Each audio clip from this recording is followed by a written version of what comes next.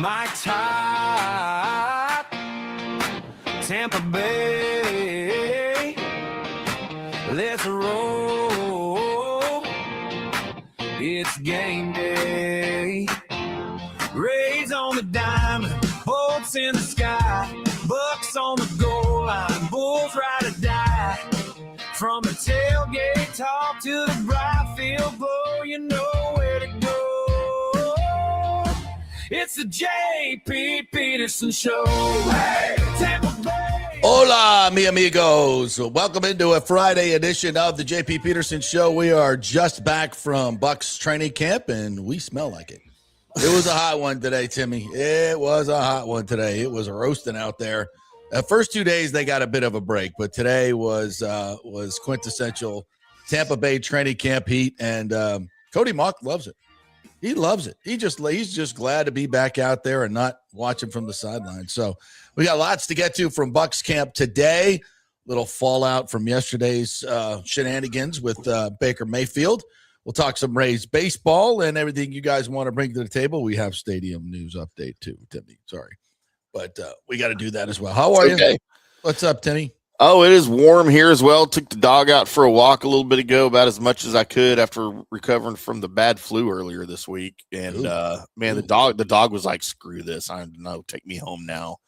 It's already 98 degrees. Yeah. It's ridiculous. Yeah, Tally's very much that way. She just drops the ball and goes, "Nah, I'm good. I'm good. Well, just take care of this business here. We can head right back up to the bed. I'll just keep watch out over the pool in the bay here." Watching for the Dolphins. All right. I said, I got nice. you. I got you. I don't blame you. It's not a bad existence, right? No. She's got it sweet now. She's got a really good setup at the new place. So she's loving life. All right. We'll get to all that stuff. You're going to hear from Todd Bowles, his reaction to the Baker Mayfield evisceration of the organization yesterday. People took me to task, for my describing this as an evisceration and a scorched earth. I kind of said the same thing yesterday. I didn't take you to task, but I said I don't know that I agree that it was as bad as you made it out to be. I mean, it was bad, but to me, I was very polite about it. It was polite, but I think if you read the transcript, you're like, "Whoa!" Right. It's one of the. It's kind of a little different. It's like a little stronger words than the actual delivery because he wasn't mad. He was just, hey, it's all about ball. I just, I'm disappointed. I feel disrespected, but I'm moving on. Yeah. And I will say this: if you were looking for Baker to take the day off, that wasn't it. If you were looking for him to not be sharp today and be distracted, that didn't happen. Baker looked good today. He was zipping the ball around. God, I saw him miss one throw today, but that was about it. One great thing, Timmy, about being at camp is your proximity to watching the players. And we get to sit right there on the sideline. The fans aren't far away either when they're on the far right field. But just being that close to it, there was a play today where I like to stay ahead of the play about 20 yards. So they're running a play where they get Godwin kind of against a cover two where he's doing like an in route and then out to the corner. And you got to drop it in the honey hole between the safety and the corner. And I was just like right in line. Like Baker was almost throwing the ball to me. Yeah. I was right in line and you're watching it all kind of develop. You're watching Godwin run his route, and he's such a good route runner. And he takes that step to the sideline, and I look up before he even, way before he makes that break, that ball is in the air. And it's just Baker throws such a tight spiral, and it's just like, it's got this, this beautiful arc on it. And you're watching, all the players come together, and he's like, "Oh, is he going to get it over the corner's hand? Is he going to get it from the safety? Is he going to?" And it's just Godwin full out, hands stretched out, right on the corner, right on the sideline, catches the ball between the two guys, falls right at my lap, and then jumps up and just goes nuts, and the crowd goes nuts. I mean, even Godwin knew, man, that was sweet. Right. That was just as good as it gets, man. That was absolutely perfect timing, perfect throw, right in the honey hole. And it just, when you execute a play like that, it's just magic, man. That's the magic of football. Yeah. You got to have the protection. And I could see Baker behind the line, and he's looking left, and he's coming back to the right. Yep. And you can see it all, but and he turns back and he lets it go, and it's just it's I don't know. I get a little excited about that stuff. I get to see a little bit crazy excited about it. You know what that should tell you, JP? It's football season. Football's back, baby. Ball's back. Yeah. Yeah, of all the the bullshit we talk about, and we'll talk about more of it today. When it gets right down to the game, I don't know. I feel like with the outside distraction, and maybe it's our fault in the media for concentrating too much on it, right? That's why I want to talk a little bit about football today. Yeah. It's just we do get a little carried away with it. But man, it's sweet to watch. And guess what happened after that play? After the crowd erupts. Pay the man! Pay the man! Give Baker his money! Is the crowd chanting? Oh, yeah. Oh, yeah. Wow. Yeah. You think he's not a fan favorite? I mean, come on. Yeah, he's a huge fan favorite. He's got to be eating that up too. He's he is. I was trying to look back to see if there would be any reaction from him, but and the reaction was interesting. I don't know, and I'll get your take on this because I watched a little bit of national stuff, not a whole lot. Watched a little bit of it because it was making the rounds. Obviously, it was the top story on every show, and my feeling from the national media was more Baker's side than the Bucs side. Is that what you kind of got? Yeah. So yesterday on the Scott Wetzel show, Scott's a national guy. Obviously, he's based out of New York. So he doesn't know lick about the Buccaneers, right? He doesn't talk about them or follow them day to day. And in his ranking of quarterbacks, he talked about this. He doesn't have Baker in his top 10, but he says he's right there. So from a national perspective, I get it, right? If you don't watch him every day, you probably don't know. He did say, however, because he talked about it quite a bit, that, man, from the outside looking in, this is a horrible look for the team, for the Bucs, just the way they're treating him. Yeah. After, and again, this is from a national perspective. He doesn't watch the games every week. He's not watching practice or tapes or listening to interviews. Right. He just said, look, he's not Tom Brady, but I know they've had a lot of success under him. Mm-hmm. And for them, whether he's top 5, top 10, whatever, you're just going to forget about that. And you're just going to ignore that ever happened over, $5-10 million a year, or whatever it is. And he said it's a disgraceful look for the organization. I would agree. Yeah. I would agree. And I think that's kind of the national narrative right now. Alex Nunster mentioned Gerald McCoy. Said McCoy basically said the Glazers on some shit without saying it. Yeah, he did. I was interesting. I was watching Gerald's reaction. I was wondering what it was going to be. And he kind of started out like he was going to be anti-Baker, and then he kind of slipped into, he goes, I'm a player first, man. I love the Glazers, but he goes, this guy's earned the money. He's a franchise quarterback, and you don't need to be messing around with this stuff. What is Gerald McCoy on? He's on Fox. He's on the main desk now on Fox. Huh. Or is it NFL Network? I get him confused. I don't think it's not Fox. So okay, all right. No, he's got a big time analyst job. I think okay, so it's because he was on NFL Network on the desk before. Yeah, I didn't know they were doing that. I didn't know that show was even around right now until football season started. Well, he just did this on his own. He does a lot of videos on his own, and he talks a lot about the Buccaneers on his own. And he's always popping stuff on there. I love Gerald McCoy. He tried to have a run through here in Dallas, and the Cowboys had signed him. He got injured, really, and he blew his knee out the first day of camp. Blew his knee out. And he never came back and played. He's a bit of a polarizing force here in Tampa Bay. I always thought he was really good player on some really crappy teams. Right. And people would complain about him because he was the highest paid player. But I'm like, Gerald McCoy is not the problem. The rest of these trash around him. And I was happy to have him here when he signed here. I'm like, this is going to be good. But he was outspoken, and he sometimes rubs people the right way. He gets a little butthurt on things at times. I think when we gave away his number to Ndamukong Suh right away, he got a little butthurt about that. But, good dude. I think he's a good analyst. I think he's a really good analyst. And I think one of the reasons I'm kind of drawn to him on TV is I absolutely love the black dude that has the Southern drawl accent. Mm-hmm. Randy Moss, right? Yeah. And Gerald McCoy, I giggle inside every time they talk, and I don't know why. It's just so unusual. Yeah. Yeah, he's good. He's good. He's really good. In fact, I'll try to find his tweet, and I'll try to play it in the second half because I thought it was really good. And of course, we got some reaction today from Cody Mauch, which we'll play here in just a second. And I think in terms of a distraction for the team, they're going to say it's not a distraction, but right. We're all going to be talking about it all year long. If this doesn't get, it's like, oh, Baker's off to a good start, or Baker's off to a terrible start. I guess the Bucs were right, whatever it's going to be. It's always going to be something that's talked about. Baker may not take any more questions on it, but his teammates are going to have to answer him. His coach is going to have to answer him.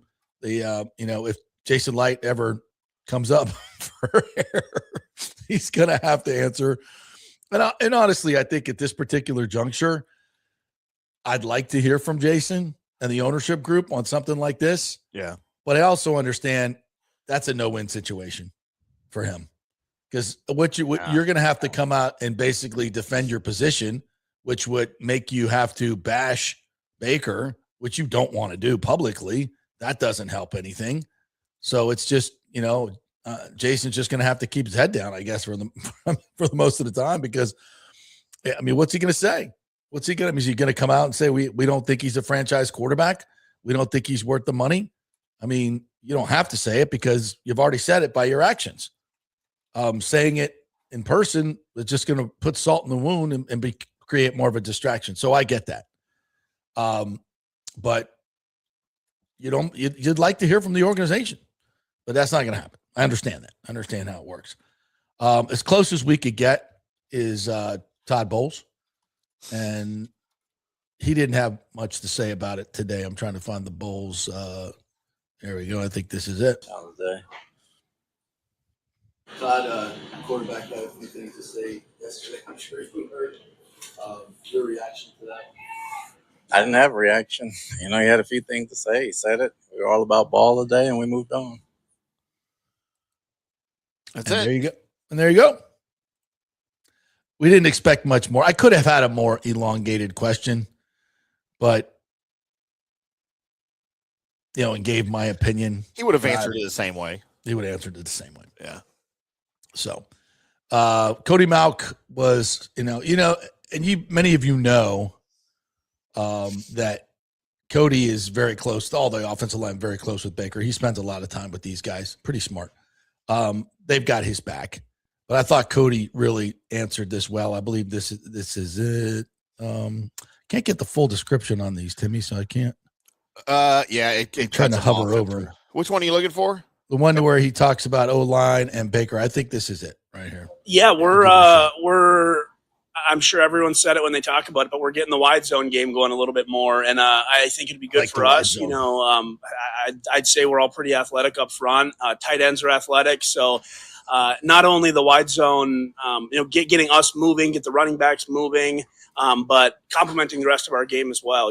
We'll still get to our gap scheme, we'll still run some duo and stuff, but just us being efficient at this wide zone will help us set up kind of everything else. So really excited about what we're doing so far. It's a question on Baker and what he said yesterday. That's how difficult it is to watch. Yeah, I mean, 100% franchise quarterback. He for sure is, and it sucks to see him go through this and whatnot, but it's not gonna change his mentality, the way he plays. He's talked a lot about it, but he's just gonna go out and play ball. So it's unfortunate, but I mean, he's gonna go ball out, and it's gonna get made right. So no, he's not thinking about it. It's not a distraction on anyone else. So it's it's all good. He said he addressed the team about it. What were your takeaways from that? I'd say just how committed he is. I mean, he set a deadline. He said deadline's the beginning of training camp, and he's sticking to it. And now he's like, I promise, I'm all about ball and whatnot. So, yeah, very straightforward about that. The biggest thing we all took away from it was we're playing ball now. He's not worried about contract stuff. It's all about the 2026 Bucs. So, it was a good talk.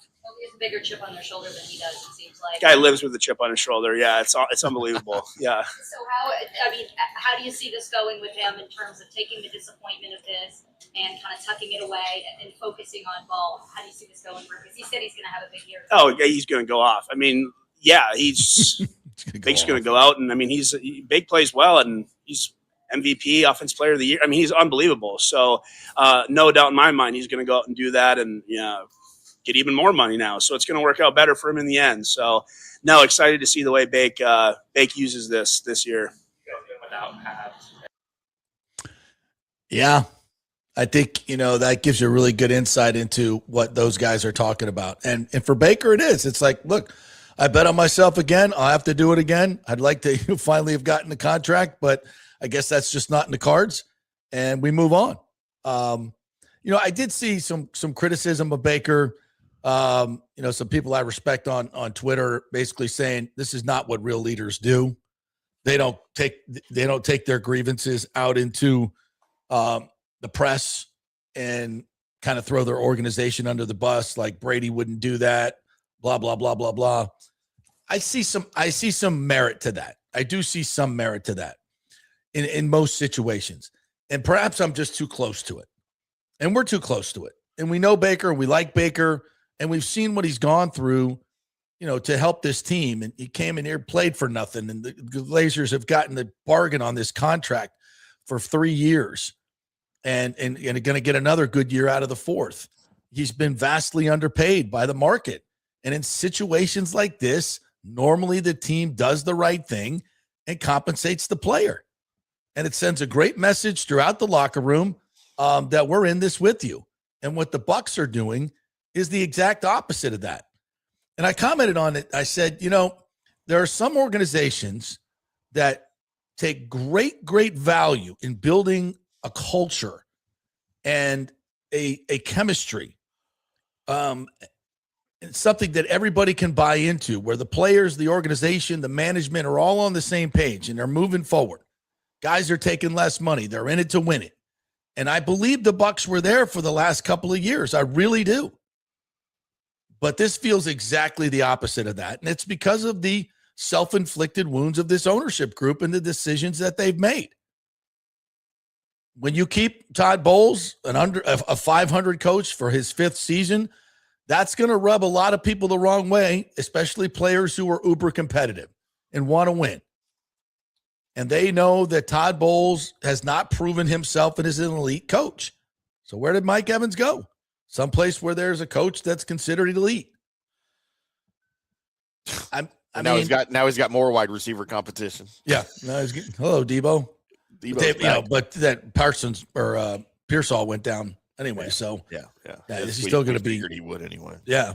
So listen, I mean, that's one decision. The Vita Vea decision. Now the Baker decision. There's a lot of stuff that off free agency in the off season they went cheap. There's a lot going on here and then when Baker mentioned Tristan's contract. How he had to hold in, a guy the only guy in NFL history with an all-pro at the left and right tackle. When he mentioned that tells you they've been talking about this for a while. Yeah. How this organization is treating their players. And again, if you're on management side and the Bucs side, I see where they're coming from. They're trying to make the best deal they can make. It's a salary cap league. You're trying to get your best deal. I totally understand it. That's Jason Light's job. But there are also times and situations you don't treat all players the same. You treat all players how they deserve to be treated.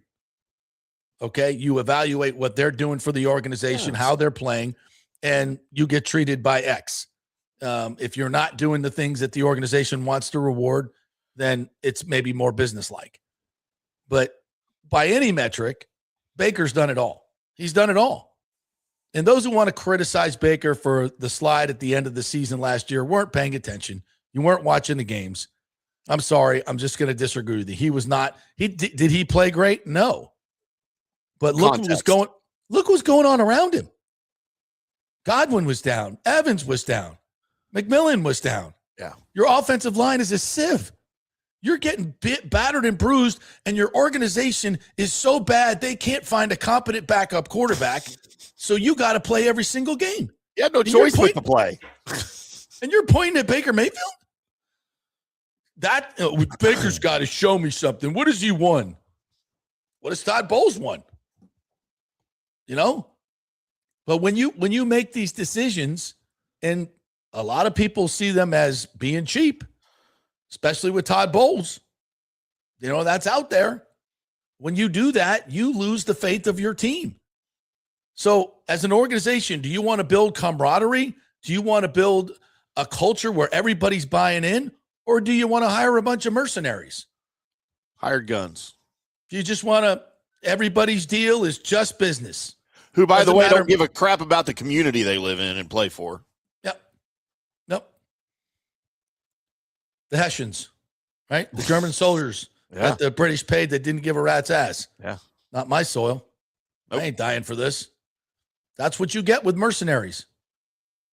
It's the portal in college football. When Jordan Travis was there and guys came in the portal, there was a team camaraderie at Florida State. They all brought in. And when Jordan left and there was no leadership, they were just a bunch of mercenaries. And it showed. And that's what you've created here with the Buccaneers. Now, luckily, you've got leadership in Baker and some other players that won't let the guys sulk and feel sorry for themselves and say, screw the organization. I'm just going to go out and play, collect my money. I'm not going to give you all of it. I'm just going to go through the motions. I'm going to get the hell out of here. Go somewhere else. Luckily, do a Hassan Reddick. Luckily, we got guys that don't know that. And maybe the Bucs understand that, and they're like, they're going to play hard anyway, so screw it. I'm not going to play them. Yeah. We'll just, it's better for us to just let Baker play year by year. Sure it is. I get that. Sure, if you could play your quarterback year by year, not guarantee anything, and if he gets hurt, you just move on. Sure, that's great for you. And it's great for you. Be like, look what the Bucs should just wait and see. That's great for you. But the players see this. They see it. And if you can't guarantee them money against injury, everybody knows what this is. This is the Bucs trying to save money. Hey, let's pay him. We'll pay him 41 this year. That's great. I just don't want to guarantee 180 like all these other teams are doing with their quarterbacks. Why not? Well, pay as we go. We'll franchise him. We'll move money around. We'll do whatever. I don't care about whether. But what if he gets hurt? I don't care. It's not my problem. Go play. If he gets hurt, then we'll move on. Of course, the Bucs can do that, but that doesn't engender. It's when the players look at it and go, "What are you doing, man? What are you doing? You can't even guarantee this dude." That's what happens. These things don't happen in a vacuum. And if you don't think the players are all talking about it, you're nuts. You're nuts. They are. Now, hopefully they'll pull it all together and it'll be us against them mentality. But my experience is when the organization treats the players like this, it doesn't end well. Because you know what happens when adversity strikes, and it will strike. You want to band everybody together. Come on, let's go. Let's go do it. Let's go do it. We still got to get up and play, guys. We got to go hard. I know we got some adversity here. We lost a couple games we shouldn't have lost. But then deep down inside, people are going, for who? For what? Yeah, they don't care about me. For who? They don't care about me. I mean, let Browning play this week. I'm good. And that's what you're fostering. And if you say otherwise, I don't think you understand how this game works. But and then so Richie Rich 4379 brought up a good point in the comments here. And then we look over at Brock Purdy in San Francisco getting all the money. What's he ever done? Right. Baker's probably looking at that like, what's happening right now? Yeah. It's not just Brock Purdy now. I know. There's a lot of quarterbacks in his tier that are getting paid $55, $60 million. Yeah. But I guess the Bucs aren't in the business of paying quarterbacks. And I saw the same thing you did on social media about a lot of people calling Baker out. And a lot of the people I saw calling Baker out they're not Bucs people, right? They're whatever. They weren't Bucs fans. And like you threw a lot of his performance issues into context. I mean, and you have to look at the context. You can't just look at his numbers and go, "Oh God, he sucked." That's not a good negotiating chip for him. No, but the team knows exactly what happened last year. They're not going to throw that in his face.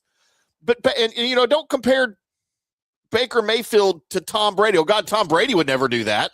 No, Tom Brady would never do that because he's not that guy. Baker Mayfield is full of energy and full of charisma, and he is outspoken. He wears his emotions on his sleeve. And he is not attacking the organization with his words. He is being asked questions in a press conference by a reporter, and he is replying in the absolute kindest possible way he can do that without throwing his organization under the bus, in my opinion. I think he's being way too nice about it. Yeah. But his words, if you just read the transcript, yeah, I get it. But that's not who Tom Brady is. He would never have to do that. That's just how Baker is with his life, man. His Tom Brady's future is secure. Yes. Okay. And was secure when he got here. The financial future. That's not the same for Baker Mayfield. Right. He hadn't, by that time Tom got here, he'd made $375 million on the field and another $7 billion off, So it's a totally different situation. Don't forget, Baker got shysted by his own family. Matt Doria says, I really wonder if it's a Jason or owner thing, why these contracts with your two most important players on each side of the ball aren't being done. It's not Jason. Either way, it's a bad look for the organization. Yeah, something this high up comes from the that's owners. not Jason. This is an ownership decision. No question about it. One of our members, Peterman's, Kurt Thorson, says, I watched Tampa City Council yesterday. They were done by lunch. Carlson spoke less than I've ever seen. No motion to vote on land use to send to Tallahassee. Another week goes by. What now? Well, the land use thing is not a big deal. I've been told by 4 or 5 different sources at this point. And it can be transmitted at any time. And they can even get the work started without it. So it's not that crucial. That was just more of a city shot over the bow to the Rays to say, hey, you got to come talk to us. And they finally got it. It's actually probably going to turn out as a positive thing. And it was orchestrated by Carlson. So now Carlson is getting his concerns heard. You heard him on this show. He came on here and said it. We talked very specifically about it. There are certain things that he wants done. And some of that involves other intergovernmental things that are outside the Rays deal. It's like the downtown CRA, that they don't need that money for blight down there because there is no blight. So they can now move the money that's being generated into the general fund to pay for the road repairs that Carlson wants instead of giving the money to the Rays. So for Carlson, now I got my money for roads. We're good to give the money to the Rays or to the project, invest in the project, as I like to say, not give the money to the Rays. Okay. So this is how the negotiations are working, and it's working forward now. Now, Ken Hagan has come out and said the city's going to go first.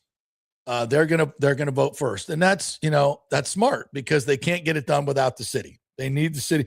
We thought they can fund it without the city, but they need the city's cooperation, and especially if the city's not voting for huge gobs of money to go, then of course they're going to vote yes. Carlson will be a yes, especially when he gets these things thrown into the deal and all the benefits. So I think there's very much a way, but Hagan's saying, look, we're not going to put our political butts on the line if you guys are just going to vote it down, right?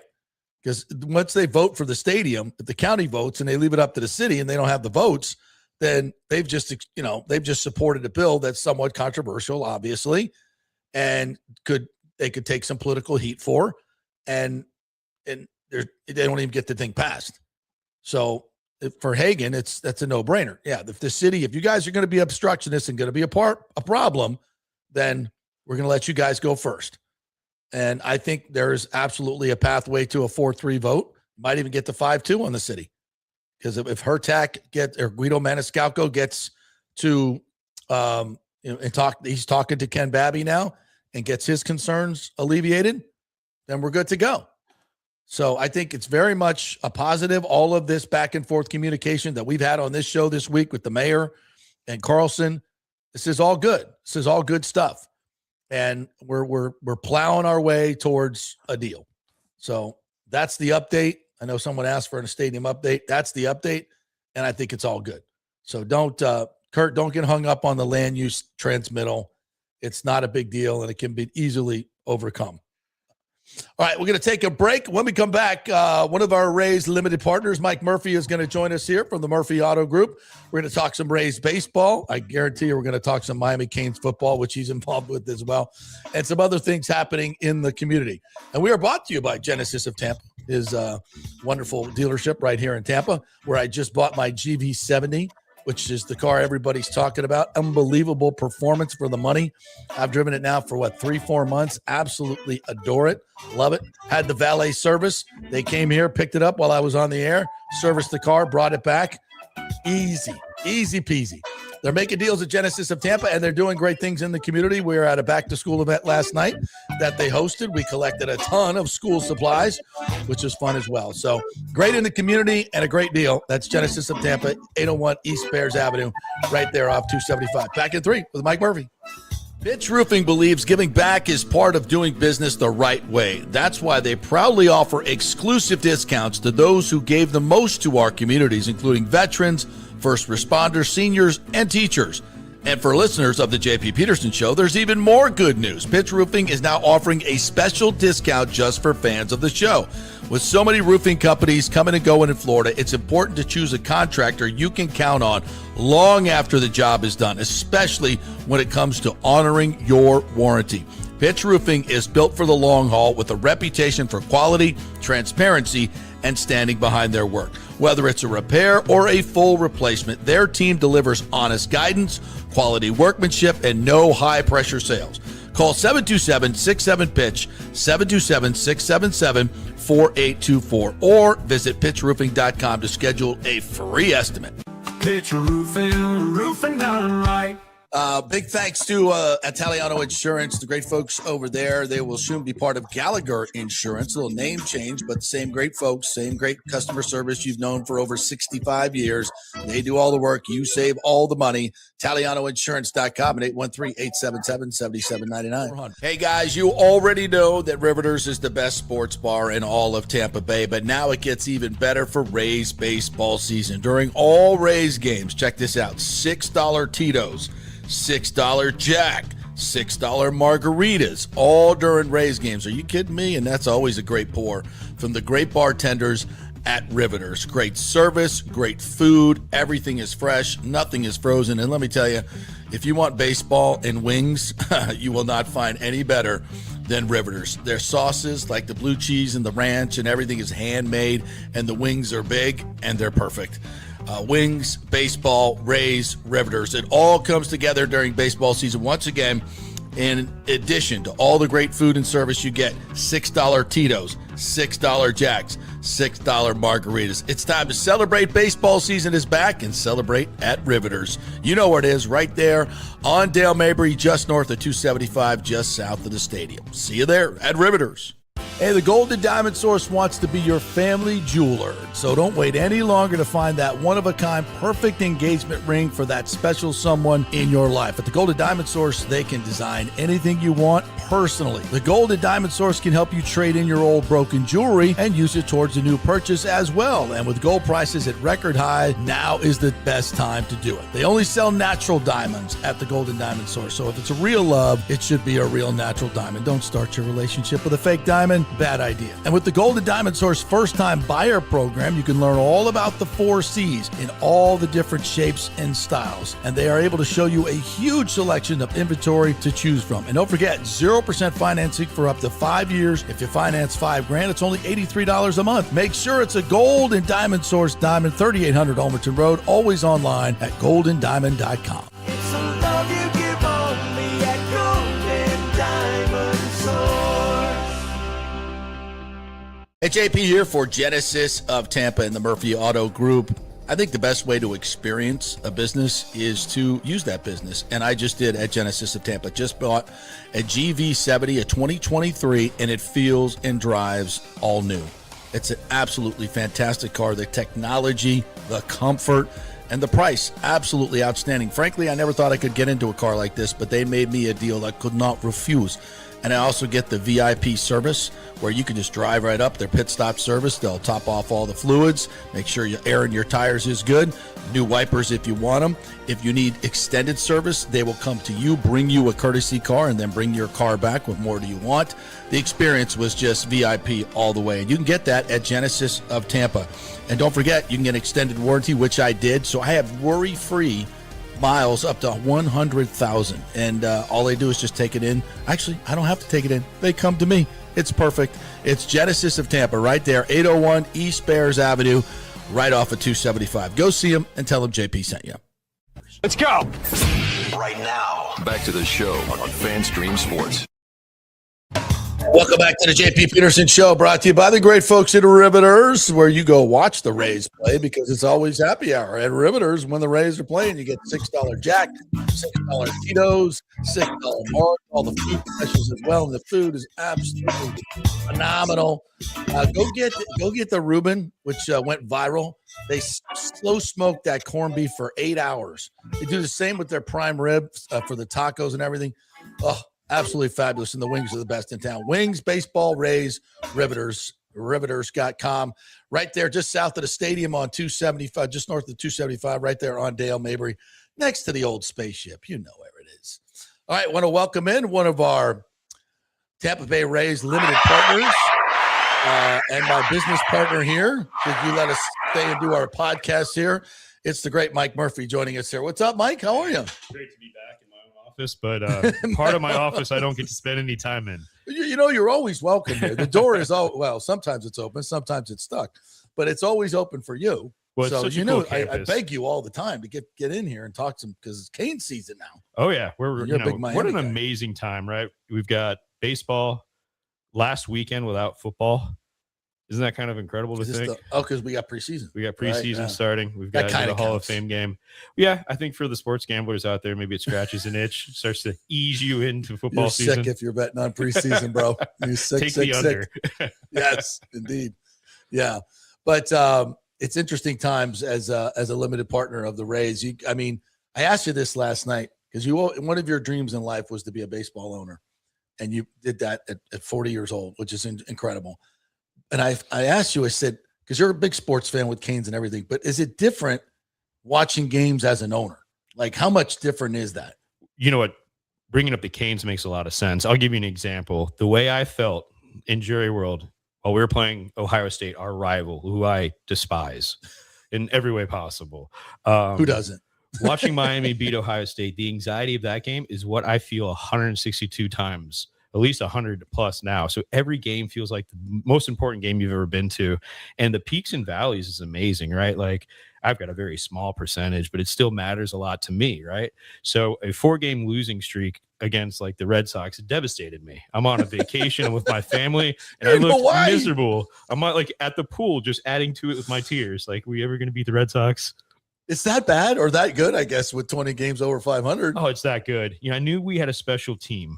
I thought we were going to be plus 500 for sure. If we stayed healthy, we were going to be special, but I'm not sure I saw this coming. So I don't think anybody did. I don't think Eric Neander did. And now he's got to decide, what does he do here in this next couple of days? It's a great opportunity. I mean, fortune favors the bold, as Joe Madden likes to say. So, I'm like, F the prospects, go get Tarek Skubal. Wow. Could you imagine? That'd be amazing. Yeah. Well, I think the best part as Rays fans, and I'm a Rays fan first, is we've got goats making these decisions. And Kevin Cash, right?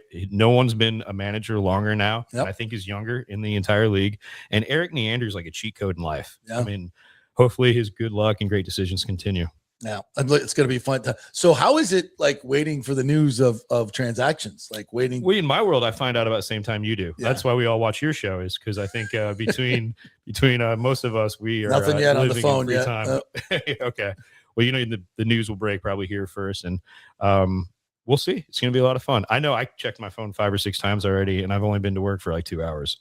I can't wait. I can't wait to see and this is, we talk about the long forever home of the Rays for generations to come, which I believe we're very, very close to. And I think it's going to happen. But just what it brings, the emotional attachment that the fans have in Tampa Bay to this team.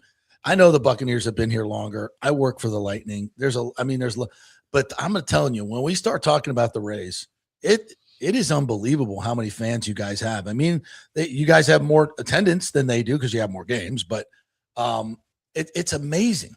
People love this team here. especially this year, has been an amazing rebirth. I don't know the exact Tropicana statistics. Field is alive. It's alive. It's crushing statistics. Hopefully it's not raysbaseball.com, but we're like something like first in fan experience, first in ease to get to the ballpark, first in ease to exit the ballpark, most likely to return for another game. We had the highest rating. We jumped 9 points in certain areas. So, with Babby's leadership and some new ownership, it is the best version of the Trop. And I know you've been by there, far. but it is beautiful. You can just feel it through the TV screen. I've been a couple times, and when I was there, I was just amazed at the energy. And it was like a Tuesday night. Yeah. It was a Tuesday night against it wasn't the Red Sox or Yankees. And typically that's 5,000 people in that place, and it's just an absolute mausoleum. It's horrible. There was tarps off. I mean, it was probably 18,000 people. And the energy in there, the brightness of it, just everything they've done, it's a total 180. Yeah, and you think about this too. I think our third highest attendance was the Cleveland game last Friday. Yeah, it's not a Red Sox, it's not a Yankees. That's crazy. Those are Rays fans showing up to watch the Rays play in late July when everybody leaves Tampa. I mean, there's nobody here, but they they're showing up for the games. It's special. Yeah, it's really fun, and I think we're really close to getting that done, and the impact that's going to have on this city is just it's remarkable. And to think of what, I don't even want to think about if they were to move.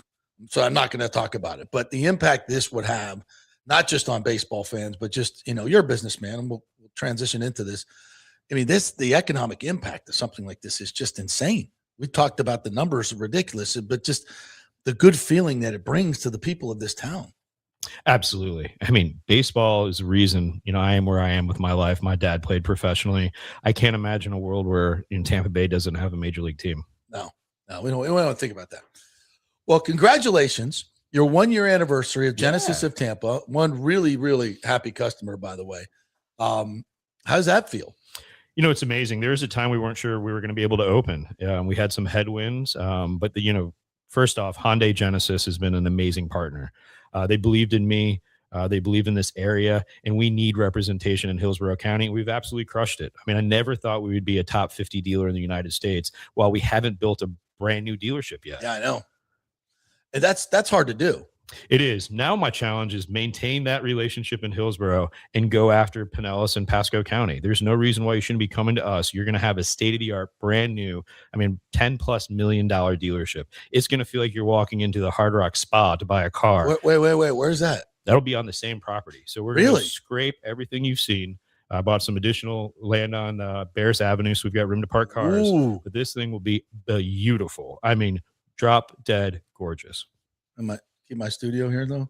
Unless you want to go live from Genesis of Tampa. Oh, we could do that. Yeah, absolutely. We'd love to do that.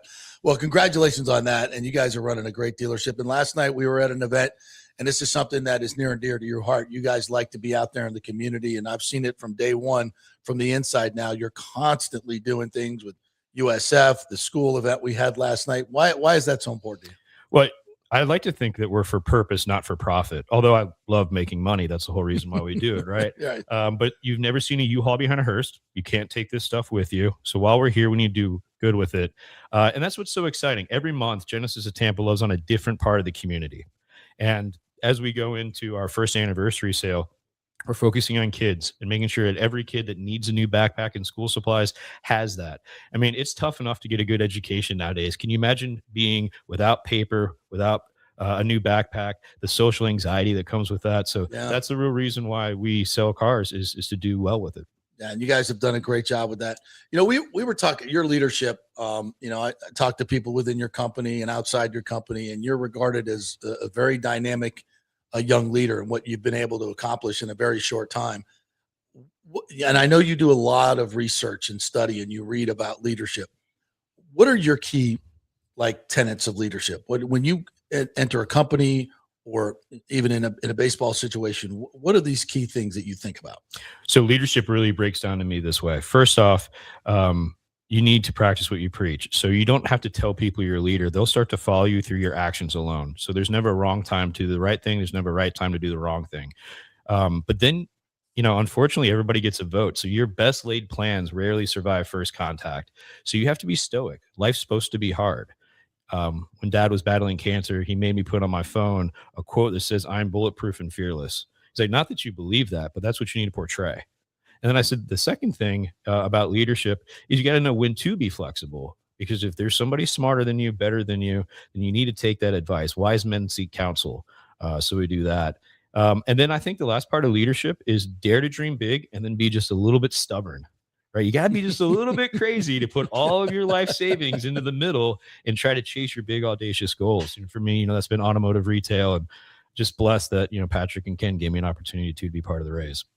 We were talking in the break about Baker Mayfield and his leadership and what's going on with the Bucs over there. It's my feeling that the organization that even just a year ago was building a great culture that kind of had continued from the Brady years, and the organization and their players were taking less money. Everybody was all in, and that just eroded, I thought, last year. And then Todd Bowles is kept, retained. Mike Evans leaves, goes across the country for less money, a guy that always wanted to be a Buck. And now the Bucs don't want to commit to their franchise quarterback, the player you drafted in Vita Vea. Yeah, absolutely. It seems like, I said on Twitter, you can try to build a culture where everybody's buying in and management and ownership and the players are all together, or you can hire a bunch of mercenaries, and good luck with that. I feel like we're getting the kind of mercenary route here. Yeah, it feels like a band of pirates. Yeah. Or Buccaneers. Buccaneers, yeah. When Brady left, the question was who was going to be our leader, who's going to step up and lead. And regardless of if it's scorched earth or not, which I tend to agree with you, but Baker just stood up and says, I'm the leader of this team, and he's put the bullseye on his own back. That excites me for this year, because nothing unites a group of people like a common enemy, regardless of who that enemy is. Even if we're it's in the your NFC boss, South. even if it's the ownership. I don't expect to win a popularity contest in Murphy Auto Group, but I know they believe that I've got their best interest at heart and a pay plan that will make sure that they meet and, if possible, exceed their financial expectations for themselves. I don't have to be liked. And I like that about Baker right now, is he's drawing a line in the sand. And if it's us against the world and you're at rock bottom, the only place to go is up. So I'm riding with Baker on this one. There's been some theories out there that the Bucs are actually playing on that, like piss Baker off and we'll get the best Baker. But you also, you fuck around and find out, because you can franchise him next year. Maybe it could cost them a lot of money. It's going to, at the worst case, it's going to leave them much less flexibility to go get other players, which is why I think they should do it now and give him a long-term deal for many reasons. But if he just doesn't want to play for the Bucs anymore and he has a great year, which I think he is going to have a great year, the Bucs may find themselves in a quandary. What happens if he has a great year and we don't make the playoffs? Does he stick around if he's got some input on the next head coach? I think his feelings about the ownership group have soured dramatically. And I don't blame him. And I've known Brian and Joel specifically for a long time. And I think they've done a tremendous job the last 10, 15 years, doing incredible things in the community. And when Brady got here, they opened a checkbook. There's nothing they would not do, and rightfully so. And they won a Super Bowl. But I think some of the decisions they've made in the past year, as I detailed, I would have counseled them otherwise. I don't think they're certainly the fans are not happy about it. I don't think their sponsors are happy about it. If I was a sponsor and you've got a popular player like Baker Mayfield, your foundational piece, and you're effing around with them, that's not a good look. I don't know. I would counsel them otherwise. My opinion. Nice thing is they have a whole season to make up. And that's true too. Winning fixes a lot of problems. That's very true. And hopefully he's got some great performance parts of his contract.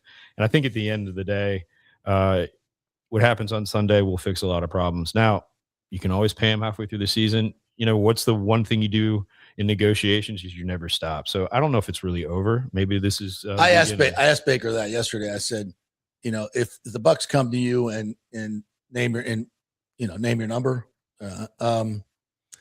would you be listening? He said, well, they're not going to be talking to me. I mean, they might be talking to my agent. I don't know if he's going to pick up the phone, because we said negotiations are dead. Now, we all know if the Bucs said, okay, we're going to meet your demands, he'd sign the deal. Maybe we should send Baker to Iran to negotiate. I mean, he's that good at this. Well, maybe I got his life after football planned out. Hard to go worse. Hard to go worse at this point. But, I don't know. I just think But you feel that his leadership will not be affected by it. If I anything- feel that too. I think he'll have a If great anything, year. it'll be magnified. Yeah. Now, what is he going to do with it? I love it. I love it. What else do we want to talk about? Oh, your Hurricanes. Yeah, hey, on paper, I think we're better than last year. We still got to That's prove scary. it. We're humble. We're hungry. This is a different Miami. Knock on wood, but we're staying out of the press for the wrong reasons and staying in for the right reasons. Yeah, there's been a very much a culture change at Miami in that way. And Mark Richt deserves a lot of credit that Yeah. he doesn't get. Absolutely, You bring in 100%. a guy with his faith, his class. It's amazing. Transformed the program. If he just Really stayed did. healthy, he probably would have been there a lot longer. Yeah. God bless Mark. Yeah, we wish him the great, best. great man. So when you got Malachi Tony, you're halfway there. Well, But what you lost a lot? Mensa, Bain.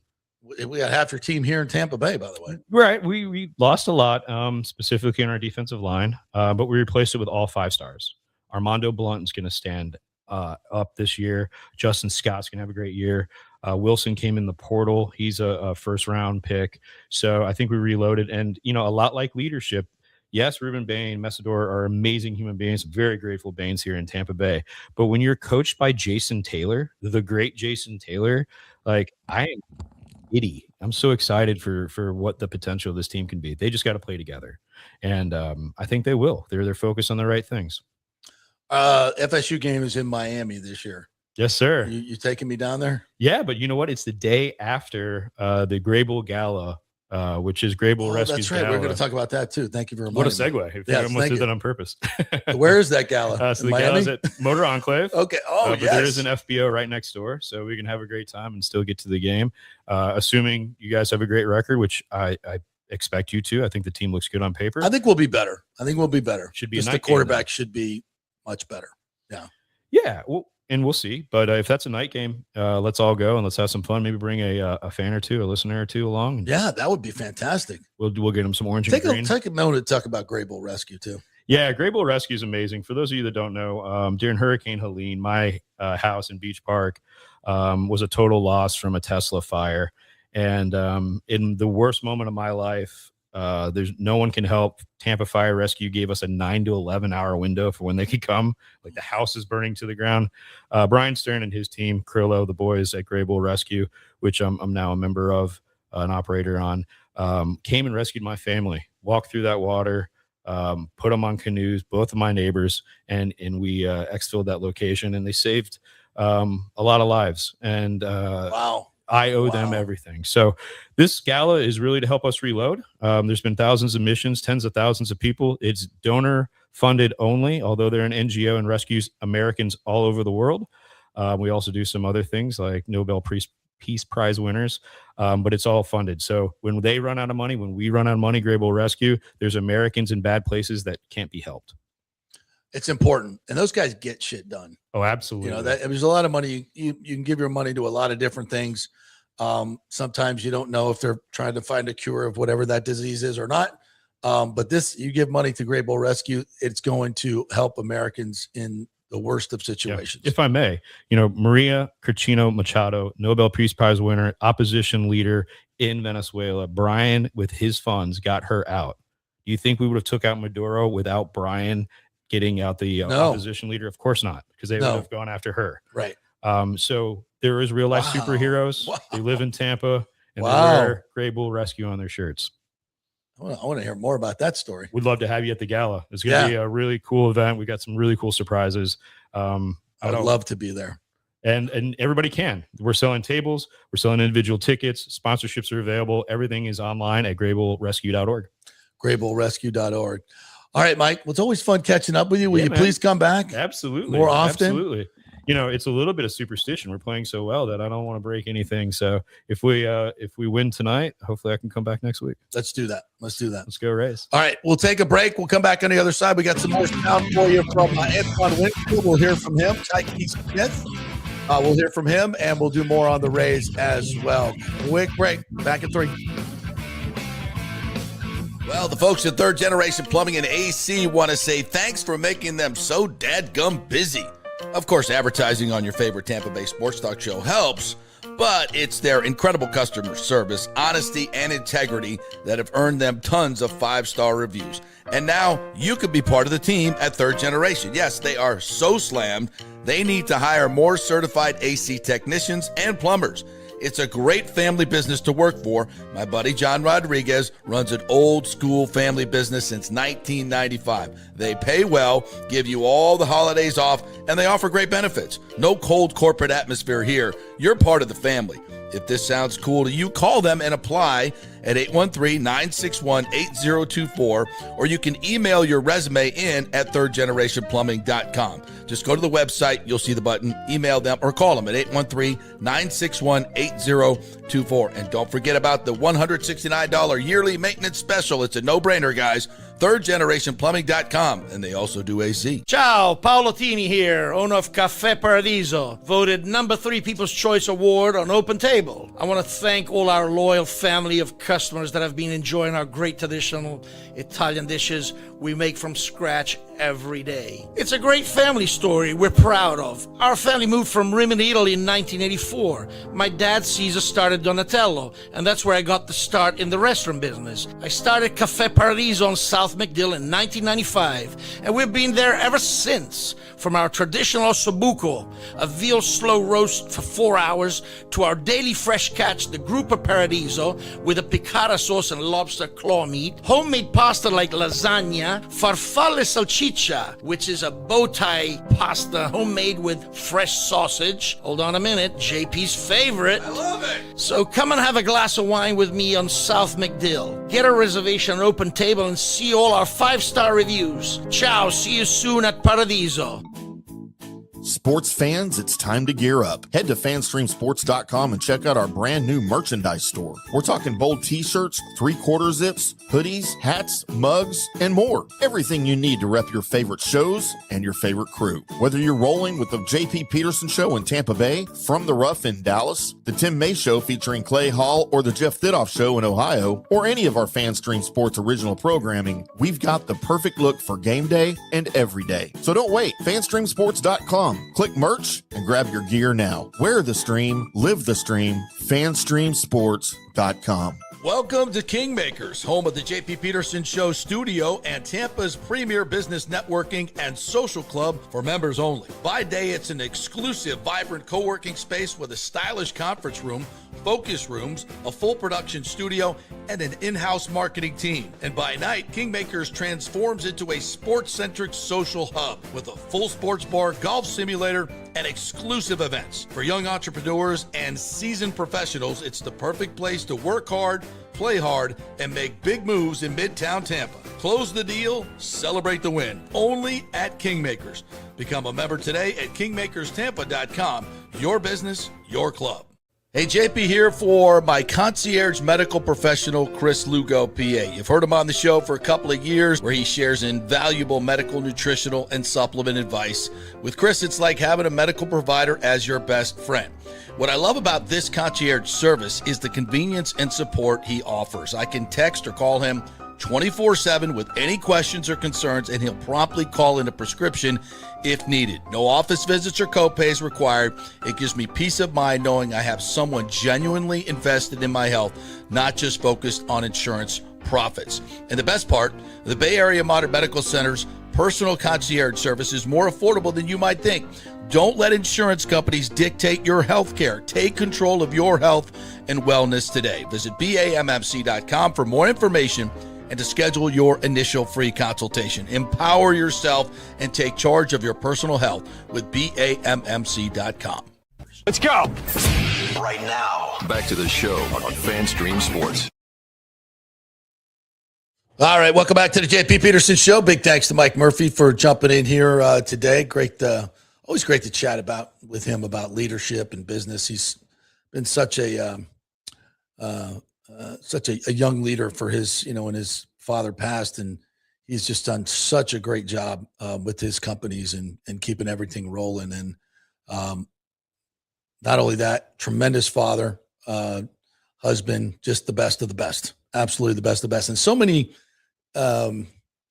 guys like him are in this ownership group. And that's why, I've been so bullish on these guys since I first found out who was in the group, and then it's just grown even more and more as the group has grown, especially with the Tampa Bay people here locally and the leadership of Mr. Babby putting through this deal, which is so complex and so complicated. And they still got a ways to go. There's still negotiations that have to be done. And these things take a lot of time to get down on paper. And not that they're totally starting over, but now negotiating with the city council is a whole nother layer. So timing is affected, and it may take a little bit more time than they thought, but it's, I think, very positive. I think you heard Carlson in the interview he did here with us on Wednesday, I believe it was. I don't know if he could have been more conciliatory and positive. There was the blow up with the mayor, and that was kind of a long time coming and really had nothing to do with the Rays. The Rays were just kind of the vehicle that exposed all of that.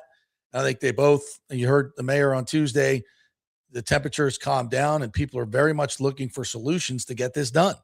And I think we're in that space right now. And it seems very, very likely that within the next month, we're going to get votes. The city will have to go first. I think Carlson is going to be a yes. That gets you to 4-3. And I think Guido Maniscalco is also in play as well, because I know Ken Babby's having very productive conversations with him as well.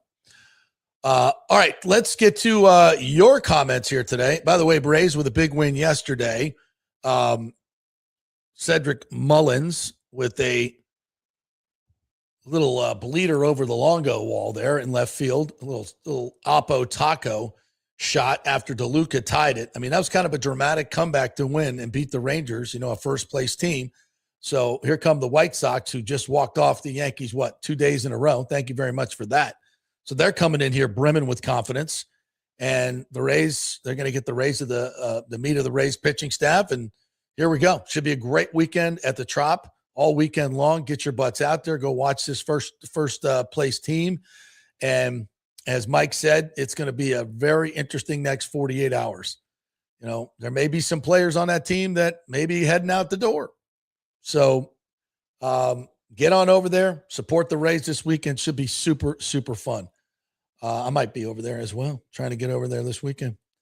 All right, let's get to our commenters here. Bucs Basement says, good morning, JP. Based on the fact that I keep getting harassed by Bucs office to renew tickets and now they email me deals, it's safe to say there's no longer a wait list for season tickets. I think you put that in here yesterday as well. Yeah, I think we all know that they're, I don't want to say struggling to sell tickets, but they've been very active. Heard that from a lot of people, and a lot of people that discontinued their season tickets because of the Bulls decision.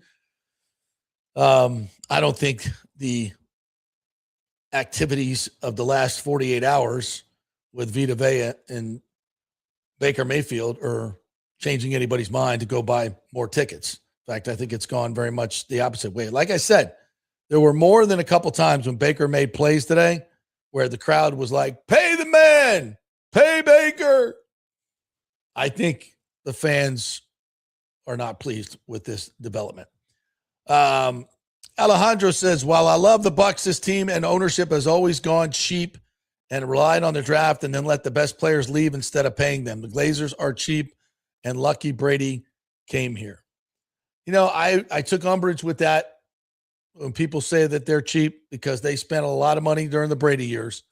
But again, the actions of the last year show there may be a shift in the philosophy. And I don't know why. Some people say they're saving money for the renovation. Those are capital expenditures. I don't want to get into the tax implications of all that, but spending money on players and, spending money on capital improvements is two different buckets of money, really.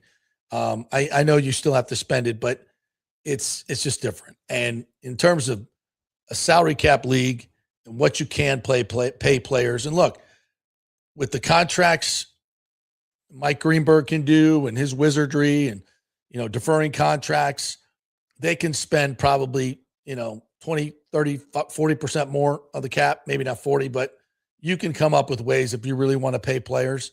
And again, there are ways to go cheap, times to go cheap and times to pay guys. And to me, these two are guys you should be paying.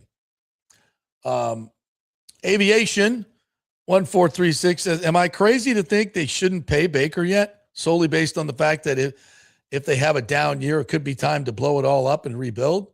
No, this is not crazy, Aviation. It's not. It's not. It's just, that's why I'm trying to stress this culture piece here. Okay. When you have a guy like Baker, you would say, well, we want him to prove it one more year. Well, he's already done that. If you're the players, okay, he's been a bargain for 3 years for the Bucs, and this will be a fourth year that he plays on a less than market value contract. Sure, and not just less, dramatically less. And typically organizations will, okay, now it's time to pay him. We pay him. Brock Purdy, Jalen Hurts, etc. Even Joe Burrow, who was oft injured, got paid. And I know Joe's a tier above. I get that. But still, even the cheap-ass Bengals could have been going, this guy gets hurt all the time. Let's just franchise him. Let's just keep franchising him. But at some point, you're sending a message to your team. And I think this is what I worry about. It's like Baker's like, what the F do I got to do to get a contract? I mean, the guys are in there saying the same thing. I mean, damn, he does everything the organization asks of him and more. And he can't get a guaranteed deal. It just reverberates. That's why. I mean, you're looking at it in a vacuum, like, sure, the Bucs would love to pay him year by year. We'd all like to pay our players year by year. And you can franchise him and maybe you take away his right to free agency, but it's still going to hamstring you. Doing a long-term deal right now, you get it out of the way, you build camaraderie within the organization. Your leader, your foundational piece is secured here. Your sponsors are happy. If you're a suite holder and all this is going on, I talked to a couple of them. They're pissed. It's like, man, what are we doing? I mean, I'm paying you all the money you ask for, Buccaneers, and you can't go out and pay your best players that we want to see play. That's all part of it too. It's all part of it. Douglas Batista, one of our VI Petermans, thank you very much, says, is Stu advising the Glazers on how to be cheap and the art of pissing off your fan base? Evidently. I wondered what Stu's been up to, and now we know. Rick says, Douglas, I think the Glazers taught Stu. They were here first. Thomas Casper says, talk about Avram Glazer austerity mode. The just ended 50-year relationship with Coke to undrinkable Pepsi. The soda machine in the workroom at One Buck Place for the press is now Pepsi. And I was so happy to go try the cherry Pepsi today. And I got my glass out, the ice, and I pressed it to the machine. It didn't work. Not quite ready for the Pepsi part of it to take over. But again, 50-year relationship with Coke. Pepsi. Making more money. Why would you change? Money. Got to be money, right? You're a sideline reporter, 20 plus years. Nope. You're out. Lot of decisions going on here. Rick said, Vita and Baker haven't gotten any new contracts since the new intro song. JP, just saying. So it's my fault now. It's my fault. Maybe we'll make a new song that includes Baker and Vita having contract squabbles. Sergio Biltres says, how can you offer your franchise quarterback a 2-year contract? That's more of a prove-it deal than anything else. Yeah. Again, guys, are the Bucs strategically playing it right in terms of money? Yeah, they are. But that's, again, how do you build culture? How do you build camaraderie? How do you build a team? Again, for me, football, NFL football especially, you want everybody feeling good about the organization, about management, because there's going to be so many times during a game, during, a season where you ask yourself, for who, for what? Like, what am I playing for? It's so hard. the pain you have to go through, the rehab, everything you do. And you're just challenged at moment after moment, even on the field, specific games. It's like, how much more do I want to give? How much more do I want to give? And that's where the magic happens in sports to me. When I see championship teams and how guys come together and they play for each other. And I think that's what this Bucs team is going to have to do. They're going to play for each other because as a collective group, their leader, and you heard Cody talk about it today, without being rude to the organization, it's like, that's our leader. That's our leader. That's who we're playing for. But still, if things go south, it's going to be tough. Man, Bear Pig says, you're still my quarterback, Tony Romo. That's my quarterback. That was a fun video to watch that. It's always fun watching like famous people, especially broadcasters, hammered drunk on the DUI cam. As long as nobody gets hurt. JP was reminiscing about his quarterback days on the sidelines today. Yes, I was, Rick. I was. And you nailed that one. Listen, at a much lower level, obviously, but still, the enjoyment of taking a pigskin and throwing it over the mountain, throwing it a deep ball, 40, 50 yards, and dropping it right in the lap of a speeding receiver just over the outstretched hands of a defensive back. And you don't know. It's like you let it go and you're like, ooh, I think that was good. But you never know until it gets there. And just the slightest bit off, you see the receiver starting to pull up and you're like, oh, shit. Because I know how that feels. But when he doesn't slow up and you just hit him right in stride, you're like, damn. Not that I ever did that, but it feels good. It feels good. And just watching that magic like up close like that. Yeah, I got really up close too, especially when Chris had his little celebration right in front of me. Needed a towel. Thank you for that. Kurt Thorson says, as I predicted, it wasn't a stretch. Baker Mayfield banner on the southwest corner of RJS. Awkward. How can you not? You gotta act like nothing's going on if you're the organization. Nothing to see here. He's out there playing. Listen, he's right. It's all about ball now. The only way he's going to make more money is if he goes out and balls. If he pouts and plays like shit, he's done. Why would you do that? He'll be good, but it's still a bad look and I think it's a bad feel for the organization. Because while Baker may be playing his ass off, some of these other guys may be going, they won't even pay him. They ain't going to pay me. Trust me. They're thinking that. Again, we just read that one. Rich Perry, believe his new one's here. Was there an offer of 2 years, $100 million guaranteed? We don't know. From what Baker says, 2 years was the max, and they didn't get close to 50. So it was 2 years, 90 million, 80 million. So weak. I mean, the Brock Purdy deal. Brock Purdy, I said. Which I happen to think, I think he's a really good quarterback, but I don't think he's as good as Baker. I mean, obviously he's had a much better team around him. Yeah, signed a 5-year contract extension worth $265 million, which includes $181 million in guaranteed money. Brock Purdy. I don't think, and I think Baker would have taken less. Not much less, but less. Rich Perry says, I am in One Buck Place a lot, and Baker has posters on all the walls of him, so he's visually everywhere. He's the face of the franchise. He's everything. He's everything. It seems everybody else values him more than his own team. And I thought, the quarterback series on Netflix, if you haven't seen it, the quarterback series on Netflix shows him to be an incredible husband and father and an absolute cheerleader for Tampa Bay and everything Buccaneers. And, does he cut back on that? Doing stuff for the organization? I don't know. Probably not. But I'd be hard pressed for me to do it. you know?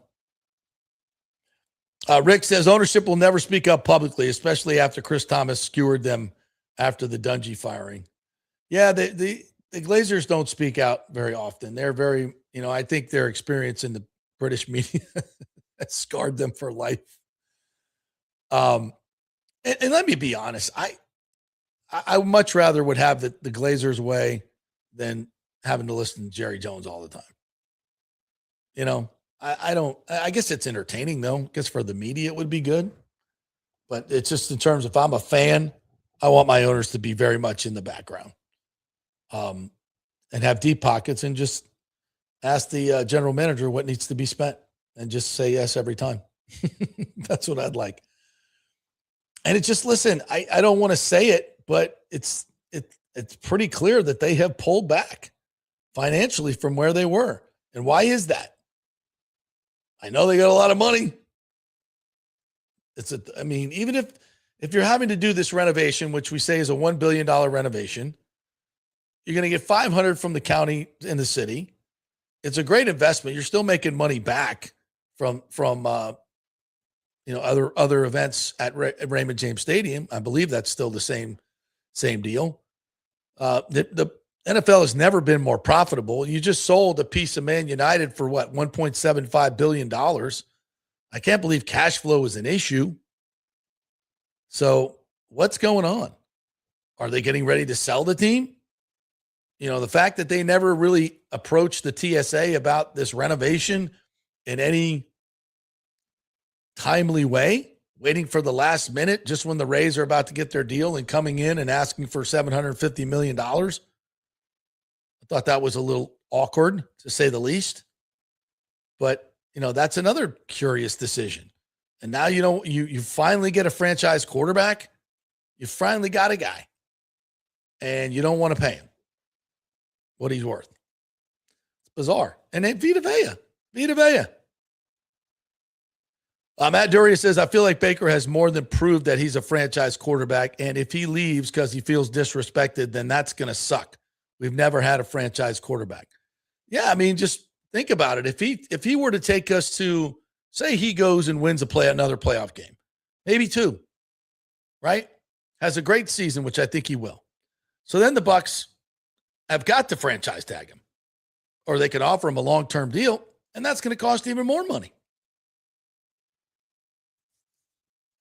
So the only way, the Bucs win here in this strategy is if he gets hurt and you don't want to pay him anymore.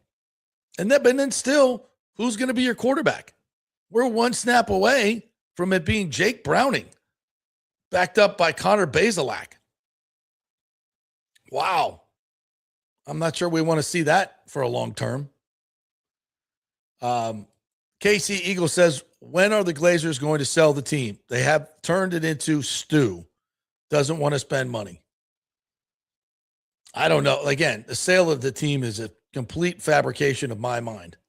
I have no information on that whatsoever. I just look at their behavior. They've been really good, spending to the cap and everything for years and years, and suddenly it feels like they've pulled back in some very key positions. And then the decision to keep Bowles, if that was money, that's really bizarre. Perry Munchez says Tom Brady left because of money and contract when he came to Tampa Bay. If Baker does his job and excels, he will get paid next season. Tom Brady did not leave because of money when he came to Tampa Bay. He wanted out of New England. He wanted a different situation. Baker's done his job. He's done his job. It's time to pay him, in my opinion. Michael LaRue says that the Bucs tag Baker in 27 at $47 million and again in 28 at $56 million. That's why the Bucs are offering less than $50 million AAV on a 2-year deal. Bucs have the leverage. It's smart move, but at what cost? Again, guys, from a bean counter standpoint, it's the right move. But this is not, we're not selling cars here. And we're not, this is not IBM. This is a football team. And he is your leader. He is your emotional leader. Without him, this team is Squadouche. And it's a leadership position that you want to be stable and bought in. Like people can say, a pissed off Baker is the best Baker. I would postulate that a committed to Baker would be the best Baker. Like knowing that the organization loves you and has your back and it's guaranteeing you money for the next 3 to 4 years. That's the best Baker to me, the all-in Baker, because it's a Baker that you can count on down the road. Folks, in 2 years, if you were to give him the Brock Purdy deal, in 2 years, it's going to look like a bargain. And I expect Baker Mayfield to play at a high level for the next 3 or 4 years? Absolutely, I do. And I expect Vita Vea to play at a high level for the next 2 or 3 years. Now, you can take umbrage with that, but first of all, who are you going to get to replace him? First and foremost, yeah, it might cost you less, but are they going to be as good? Not likely. In fact, definitely not. Michael Lewis says, does Baker walk in 2029 or cost $70 million AAV in 2029? Or is he traded before that? Just make it easy, Michael. Do a 5-year deal, guarantee him $180 million, get the AAV around 50. You could even probably be a little bit below that. And he's going to be, I won't say he's a bargain at that rate, but I think he's slotted. And don't forget, you've already got him for the last 4 years at a very discounted rate. So from a cost evaluation over 4 or 8 years, 7 years, what it's going to be, you're still paying him less money, way less money than market rate. And again, it's like you have $400 million in the cap, I think it is, or close to it these days. What is it up to now? 365, 3 something? I haven't checked lately. But it's going up every year. Yeah, Richie says, Richie Rich says, you just want to be compensated like the Purdys of the world. Yeah, absolutely. Baker is in favor of the Rays Stadium across from RJS. Well, then pay him just for that. King Cook says, we can't pay quarterbacks and we can't draft quarterbacks. LOL. I know. Kurt says, somewhere Doug Williams is reaching out to Baker. Join the club, brother.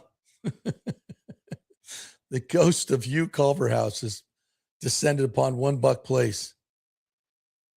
Oh, brutal. Aviation said via DraftKings, the Bucs and the Saints are co-favorites to win the NFC South. The Saints, huh? I think we're putting a little bit too much faith in Tyler Shook there. Rick says Baker walked out of Jason's office and said, I keep receipts. Oh, God. Kurt Thorson, who actually goes to these city council meetings, said, Hurtak said aloud at the council meeting in discussion with the city CFO, the proposed stadium project will delay some projects that use CIT money. She seemed gung-ho to be sure that point was made. I think that's a point of contention, actually. Hagan has told me that in the city and the county that the CIT money that's already been appropriated, those deals are going through as appropriated. There's not, at least that's what I've been told. Now, any future deals, any future expenditures will be affected. It's anything new that they propose in CIT. But as far as I know, and what Ken said, Hagan and Babby, that anything that was already on the books is not being touched. So I would take umbrage with that. And I would say, just in general, a lot of people on the city council don't seem very well informed. Muslim Adam Sandler says, Eric Peander. Oh, you did that on purpose. Trading for no one per usual. PTSD from Nelson Cruz. I don't think so. I think he's going to make a move. I'll bet you on that one. Richie Rich says, Lamar was injured last year, and what happened to the Ravens? Same exact thing. Well, he's got a long-term contract, though. Baker does not. This from John Minky. Elephant in the room, $800 million of debt by Manchester United Football Club. What are you even talking about? I'm not aware of this. You may be right. I'm not saying you're wrong. But I thought that team was flush with cash. Where did the $800 million in debt come from? They just got paid $1.75 billion for a piece of the team. I know they're building a new Old Trafford over there. Is that what you're talking about? I mean, if that's the debt on the new stadium, that's just going to be paid over time of the riches, the untold riches that'll be produced by that thing. So I don't know.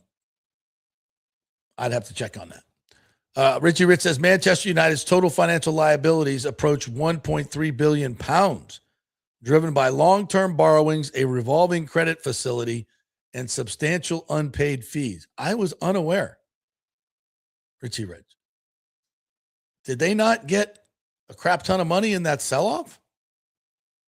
I was unaware. Well, so you're telling me the Glazers are in financial trouble? They own a football team that's worth, Lord knows, $8 billion. Of course, that's what it's worth on paper. It doesn't mean that they have it in their bank account. I get that. It's very interesting. I'll have to look into that. But yeah, if there's some type of financial pressures, it's certainly showing here. And that's what happened last time there were issues when they went to buy Manchester United. There was, at that particular time, there was no salary floor because the CBA was in flux. That's when they went and hired.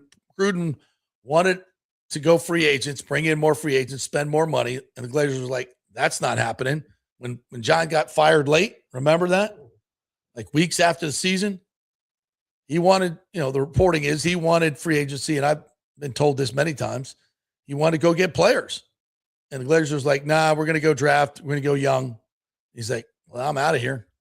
And their cheapest option at hiring a coach, Raheem Morris, who won 10 games and then lost a lot more. Won 10 games one year. Didn't make the playoffs, but won 10 games. Kurt says, how about that 8th inning homer by Mullins? Squeaked into Longoria land, 162 landing. No one thought that would stay fair. Beat Tim's Rangers 2 out of 3. Should have been a wager. Let's finish strong in July. Yeah, baby. I'm not even going to read that, Rick. Screw you. Kurt Thorson also says, and how about that 9th inning catch by Mesa Jr.? That was Kiermaier-esque play. If that landed, that's an RBI triple to tie the game. No, that was the play of the game. He made a great catch earlier, too. Victor Mesa Jr., like dark horse, poor man's MVP. I mean, he has been fantastic. Defensively, offensively. I mean, we're talking about bringing in all these, other guys, especially outfielders with big bats. Like whoever gets taken out, I'm going to kind of feel sorry that they're gone. Everybody's been playing well. J.K. Sinar says Baker is the number one reason I watch Tampa Bay. He has incredible drawing power. Yes, he has chemistry. He's our star. Again, this is what, you don't treat your stars like this. You just don't. Liquor Lab, like that, said New York Sports Talk Radio, WFAN is talking about bringing Baker to the Jets. Yeah, he's high in demand. Especially after this Netflix series. People don't hate Baker anymore. Like, oh, he's actually a good dude. And I love the way he balls out. Yeah, I was going to look at all the teams and say, which team right now would trade for Baker Mayfield? Yeah, I bet the Jets would. Yeah. Certainly the Cardinals.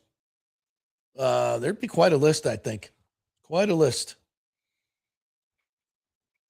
John Mickey says, I'm hearing 8 teams have interest.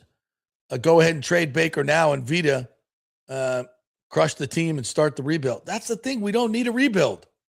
You only rebuild when you have no other option. You have a third best top 3 offensive line in the league. A tremendous group of receivers. I watched make great plays again today. By the way, I haven't even got to my training camp notes. I'll do that next. You got a great group of receivers. I love the backfield with Gainwell, Bucky, and Tucker. Love the backfield. And Bucky busted another one today. Gainwell looked great. Offensively, and you got the new Zach Robinson offense, which heard Cody Mauch talking about going to the wide zone and how that sets everything up. That's what Liam Cohen's deal was. Where you run out to the right wide zone and you either give it to the back or you pull it, you come out on the boot, you got the whole half field open. And Baker works so well in that offense. You can go short, you can go long, you have options out in the open field. It's really good. And it's really effective in the running game too. And Cody Mauch's talking about it. He loves it. It's going to be good. They're going to have a good year offensively. And then defensively, if Bain is what we think he is, and he's not slowed down in this training camp, he's making plays every day.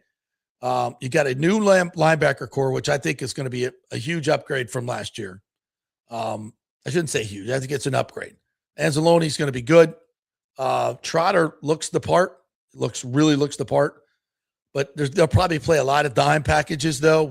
I think they really like some of these, the addition of Keontae Scott. Parrish looks great. They were talking about him today. Made a couple of plays. Antoine Winfield, Tyke Smith, really, really good players.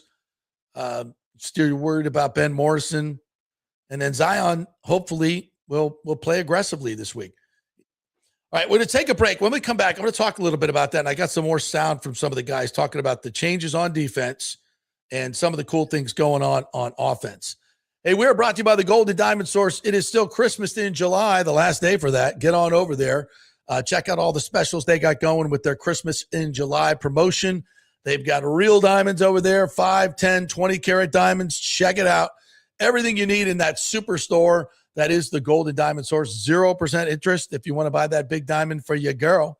Go on over 3800 Olmerton Road, just about 20 minutes from downtown Tampa, right over the bridge, and tell them JP sent you. We are back in 3 because I got to run the break and away. Hey, Tampa Bay, it's time to get your AC unit ready for summer. And here at Third Generation Plumbing and Mechanical, we recommend getting ahead of the game, keeping your family cool before the hot summer months with one of our maintenance agreements in the hopes of avoiding the dreaded emergency service call. Our maintenance agreements include, we'll test the electrical components, check and tighten high and low voltage wire connections. We'll check the refrigerant for manufacturer's performance levels, test thermostats, calibrate if needed, clean the evaporator coil and condenser coil, and clear and treat the drain line and drain pans. Just call us at 813-961-8024 for the special rates, and a human will actually answer. 813-961-8024 or go to thirdgenerationplumbing.com.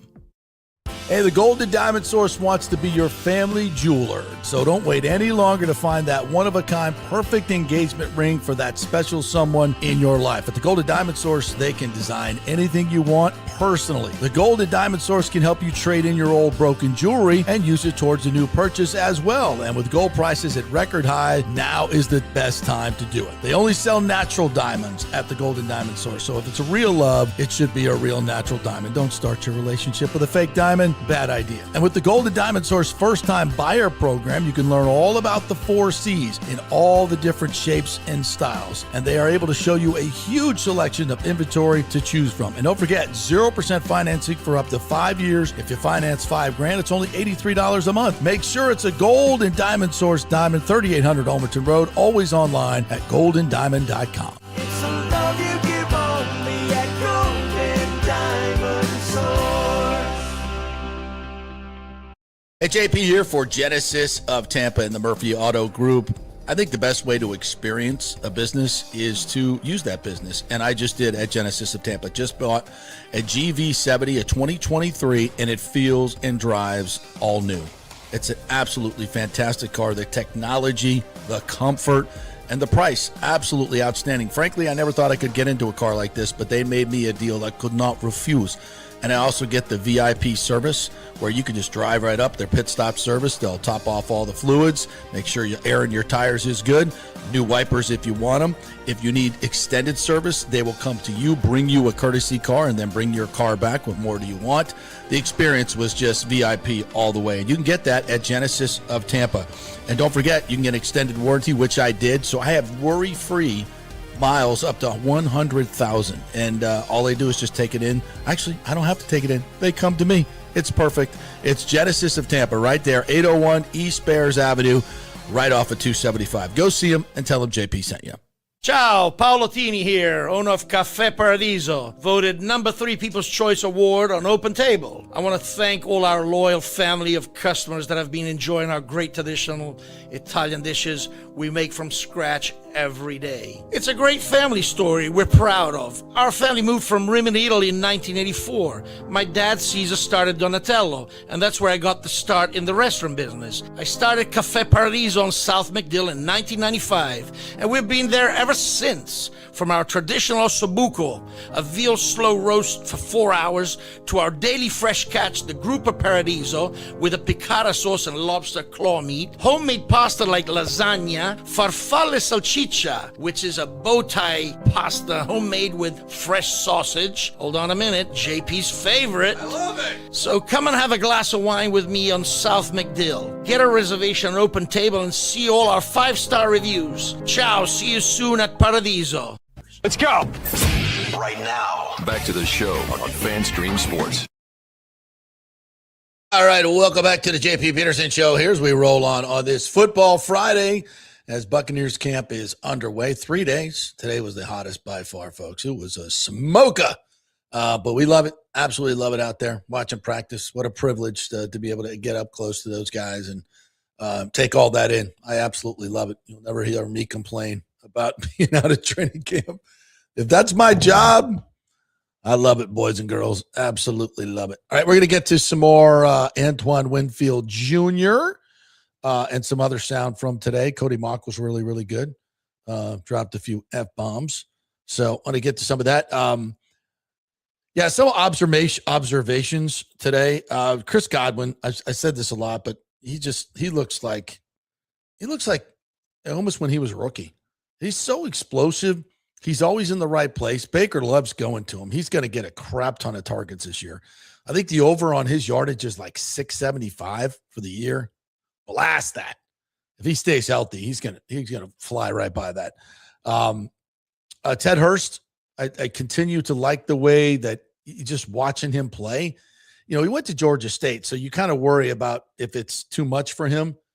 And he hasn't shown any signs of that at all. He just hasn't. He looks very smooth out there, catches the ball really well, and he's just such a big guy and can run. Man, he can run.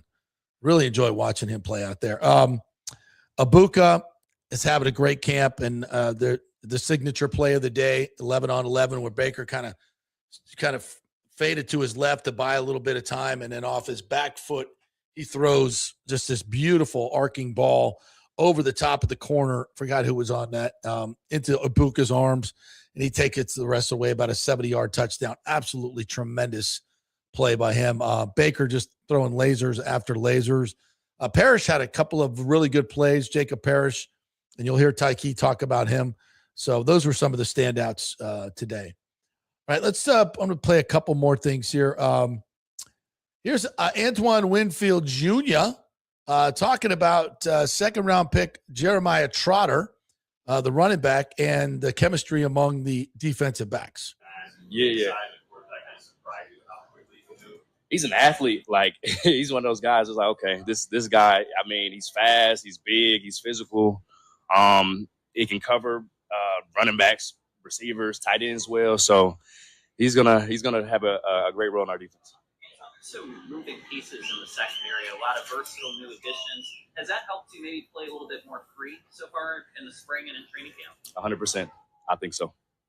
Does that mean like playing closer to the box, being, more aggressive for the football? Yeah, just I'm moving all over. So being able to move all over and get in different positions is, I think, best for me, and that's what I'm hoping to see moving forward. Antoine also talked, I think I have this one here somewhere, about the changes in the defense. I can't see it. Sorry about that.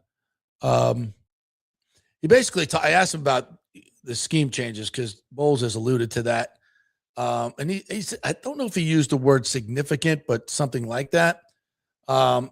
And when I asked Antoine, I said, obviously you can't get us specifics, but just what is the theme of it? Like, how you feel about it?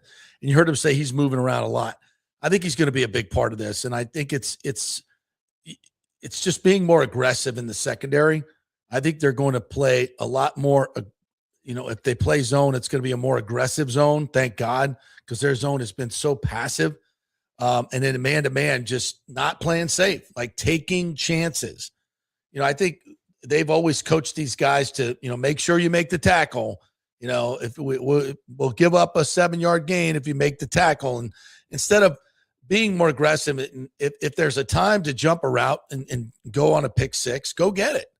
It's just, that's kind of the theme I'm picking up, is that they're just going to be a much more aggressive defense. We'll see. 3 days like this, so here. Can't complain, but it's going to come. The heat's going to come. You can do what you can to acclimate to this weather, but there's really nothing you can do until you're out there playing ball. So it sucks early on, but we're all going through the suck together, and it sure as heck pays off when teams are coming down in September and sweating their balls off. Second quarter, and they're starting to fall apart already. So it sucks, but it's a good suck, I think. Channeling his inner Pete Fairbanks there. It's a good kind of suck. All right, here's Ty Key talking about Jacob Parrish and the defensive backs. Ty Key Smith. What stands out to you about Jacob Parrish? You just mentioned him a moment ago. Versatility and toughness when he play. I think he don't say much, but when he play on the field, he play bigger than what he is. And we can play him at outside corner, nickel. Then he can play anywhere in the back. And then, like I said, his toughness. One player who's very similar to Jacob Parrish is Keontae Scott, the rookie. I mean, he's lined up at nickel, safety, corner. What are your impressions of him so far? I think he's doing a real good job coming along. I think he's gonna be a big addition, and I think he's gonna play a big part of this defense for us. And as a rookie, I mean, you played nickel, Jacob played nickel. Now Keontae, he's expected to play nickel. How is that a valuable, maybe stepping stone? I think the nickel is probably the most important part of our defense. Just you being so versatile and being able to do a lot and doing what Coach Bowles asked to do. If you can do that at a high level, we'll be very successful. Yeah, Keontae Scott, when you watch him play, and I was eyeballing him out there today, he's, he looks very comfortable in this defense and he's quick to it. He makes quick reads. You can see the instincts he has for knowing where the ball's going to go. And these are the type of players that make a difference because they can get turnovers, instinctually. And that's something he's done his career, either cause or pick up fumbles, interceptions, making big plays, tackles for loss. Those are the instinctual kind of players. And you can see the kids from Miami know what they're doing. Ain't no doubt about that. All right, here's Cody Mauch talking more about his knee and his rehabbed knee and the running game in general. Great. How are you guys? Good. 3 days in, no issues at all. So it's feeling great. Elated about that. I mean, I know how stoked you were when we talked to you at minicamp. No, yeah, I mean, that was good like testing process to see kind of how it is, how it was feeling, and there was no issues then, and yeah, good again now to come back to this and no issues again. So, I mean, pretty pumped about that. I just put that kind of, behind me now, and now we're on to this year and find things to get better at. Oh, God, I mean, Tristan had to go and do his little hamstring there, but otherwise we're close, though. We're close. I know I don't know what he's doing, but no, I don't know. No, it's good to be back out there with the guys. I mean, even having School and Chuk in there, like, it's good reps for them, and we're not they're good players too. So it's just I just am so excited to be back out here again. Baker Mayfield, he told us that when you guys are all healthy, it's the top 3 offensive line in the league. How great is it? You mentioned playing together again, but just to have your quarterbacks know that whenever you guys are all out there at the same time, you can absolutely. Yeah, I mean, it's great to have, him trust us just as much as, we trust him more than anything back there too. So, yeah, I think we play well when we're together. I would absolutely say that. But also if, one of us gets beat or whatever, Bake's going to go make some plays back there. So, no, it means a lot that Bake has that much faith in us. But, it's just got to go out and keep getting better now. It's top 3 turned into the best offensive line in the league here. From Zach Robinson and this. He was asked that next question about Zach Robinson and talked a little bit about the wide zone. And that's, something they did a lot with Liam. And, without giving away any strategies, we all remember what the Liam Cohen offense was. It was a lot of bootlegs, getting Baker on the move And, Josh Grisar came in last year and he said, we want to stretch it out a little bit. We want to maybe get Baker to throw the ball downfield. And I think we can all agree. Baker's got a great arm. He's got a strong arm. He can throw the ball downfield, but I don't necessarily think he's a great deep ball thrower. But the bottom line is it's a low percentage play. And the high percentage play is the 24 offense when he was completing 71% of his passes. And one of the great things about Baker is he's so good at moving and delivering the football. So in those short strikes passes where you're talking about, the jailbreak screen, the tunnel screens, where you really need to place the ball in that perfect spot, just a little bit ahead of the nose with the hands so the guys can snatch it and run. And their vision is up. They're not bending down to get the ball. The ball's not behind them. That screws those plays up. When you don't hit it in the perfect spot, those plays are dead. Because it's so much, the timing has to be critical. And he's so good at that. And he's so good at getting the ball out on time, perfect, leading them perfectly, getting them in a running position. And you can create explosive plays off these short passes. And that's what they did in the Liam Cohen offense. And of course, it married so well, and what Cody's talking about, with the running game. You're the wide zone, the bootlegs, where you don't know if he's going to pull. If he pulls it, the linebackers have to get back in their zones. Into the throwing lanes. And if he hands it off, those linebackers have to be there to meet the run. Because if you don't get to Bucky or Gainwell, and they take that first cut, and we've seen it every day in practice, Gainwell and Bucky, they make that one cut on that wide zone and they're gone. So I'm excited about the running game with the return of the running game, the Liam Cohen running game, which I think we will see this week. All right, let me do one more here. I think this is Bowles' opening statement. We'll play this as long as we can. Morning. Good morning.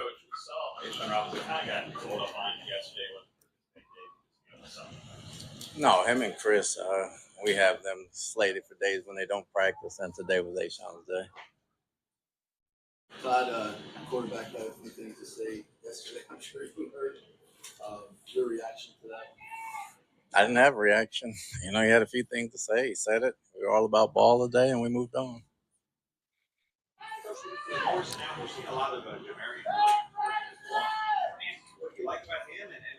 He'd asked about some of the secondary additions. He's got good athleticism. That's what we saw when we signed him right there. Right now, with the rotation being off, everybody's kind of going 1, 2s, and 3s, so we really don't look at who he's working with. He's got a very good athletic skill. He has some nickel flexibility as well, so it'd be interesting to see him in pads. In addition to Williams, Aiden Garnes has gotten an extended look. What have you made of his play so far? Very good cover skills, very good cover guy for a corner that small. He's got great feet. He's got very good instincts, so I want to see him in pads as well. Coach, in your opinion, what's the hardest thing for a rookie to assimilate now that he's a pro? Really, probably the playbook. They don't have any playbooks in college anymore. So just understanding and making calls and communicating where they're not holding signs up from the sideline and comprehending that and then putting that together with his game. Tyke has really shown the ability to knock the ball out like he did yesterday. Ask about Tyke punching the ball out. Come with experience, or is that something you kind of keep working at and been able to almost not perfect it? Well, they harped on it at Georgia. It's one of the things I've seen when they did that. Just being down there, Coach Schumann did a good job of teaching those guys, and Tyke does a very good job. His hand-eye coordination. It was him, it's Winfield. Levante's gone now, but them three have a very good knack for that.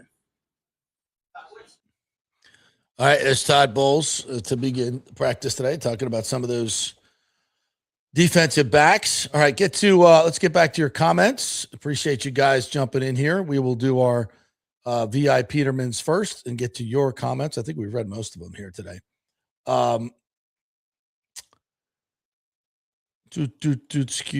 Here we go. Richie Rich saying that Baker mentioned they do it with other players. Yeah, there's franchise quarterback contracts all over the league, and you would think that he would be part of that, and the Bucs just see it a different way. Rick says that's a big ass elephant in the room. It's always money with them. Poorest billionaires ever, talking about what the Glazers owe. Yeah. I don't know all about the Man U stuff, to be quite honest. I'm going to have to do a little digging over the weekend. Kurt Thorson says, I attended Baker's first game as a Buck in Minneapolis. Bucks up by 3 in the fourth and need a first, 3rd and 10. And he runs and lowers his shoulder versus the defensive back and gets the first. Sideline went nuts. He won them over right there. Yeah. From the very beginning, he's been the guy. And it's because of stuff like that. These guys don't come along that often. And when you got one, you got to keep them. You got to keep them. And you don't want to piss them off. You want them to be in a good space where they don't have to worry about their future. That's why you guarantee the contract. That's why these teams do this. When you have a leader, you want to keep them around. You want to have stability. You want people to know this is your guy, and he's not going anywhere. All right. Muslim Adam Sandler said Eric Pisander, it's Neander, just said on WDA that the big acquisition was Craig Kimbrell, and it's likely there won't be any more moves. What a joke. Come on now. That's not true. That's not true. I think he might be sandbagging you, or you might be sandbagging us. Muslim Adam Sandbagler. Real Berg native says, what about playoff game against Detroit? Baker threw the game losing interception. Yeah, it was all his fault. You're right. You're right. He also gave him the lead that the defense just gave up. Or do you forget that part? And they had no timeouts, I believe. 46 seconds left. They had to go the length of the field to get a touchdown and a 2-point. So you had to force the ball. And he did, and he got it picked. You would want better. Listen, you want a perfect quarterback? You want Pat Mahomes? He got a guaranteed deal. I'm not saying he's Patrick Mahomes. Nobody is. But he's a franchise quarterback, and he's your guy, and he wants to be here long term. This is really not even a hard one for me. And I'm shocked that the Bucs are treating it this way, given their history of quarterbacks. I mean, you want to take shots at Baker? You want to say he's the reason that we lost last year? You don't know anything about football. I'm sorry.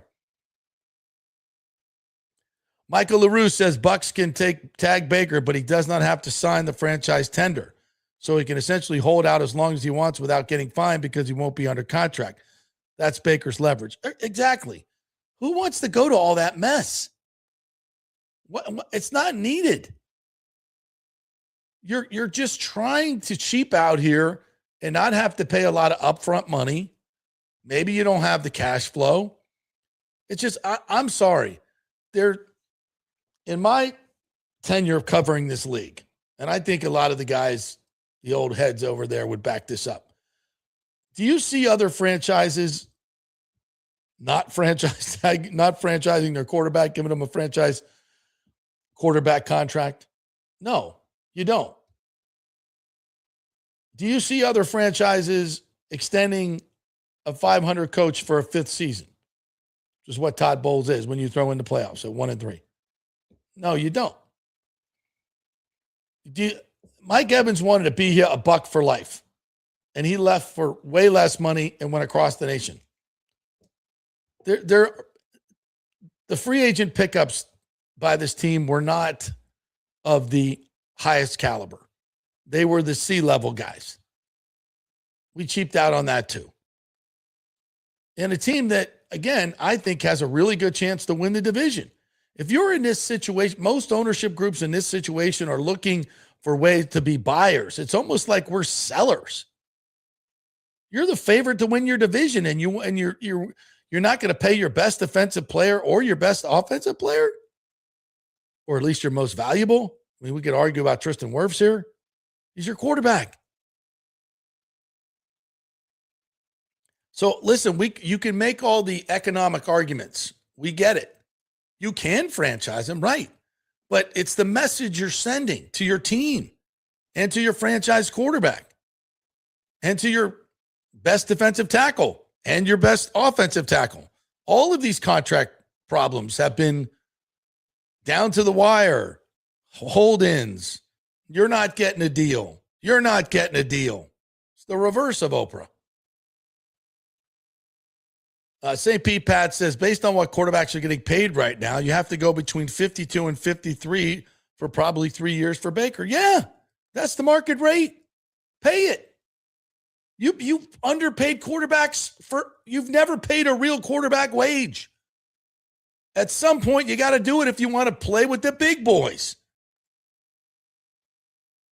Why is it this market acts like we're freaking Peoria with our ownership sometimes? Thank God our Lightning don't do that. Joseph Abreu says, Carlson has been very communicative over email with me. He's open and trying to find solutions. You are 100% right there, my friend, as he was on this program.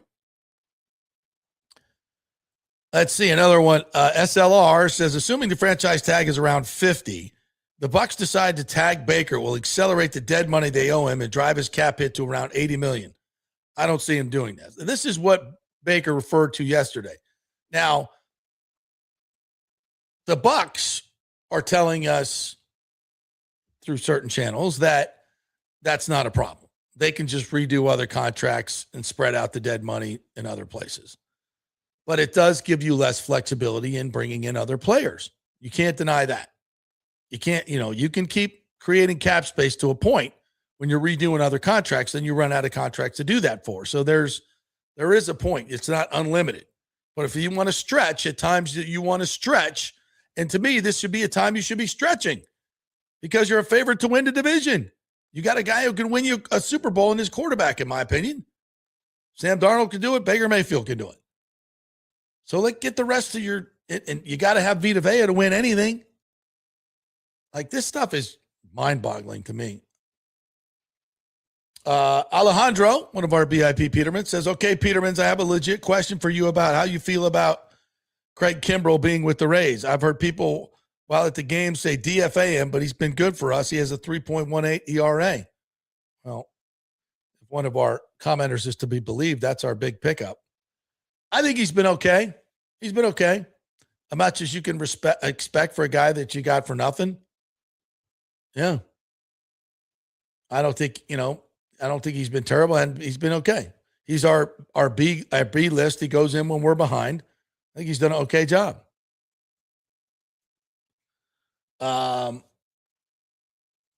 James Rollerson says, first we rehired Bowles, then Evans, now Baker, Vita. What the fuck? Yeah, exactly. Trending in the wrong direction.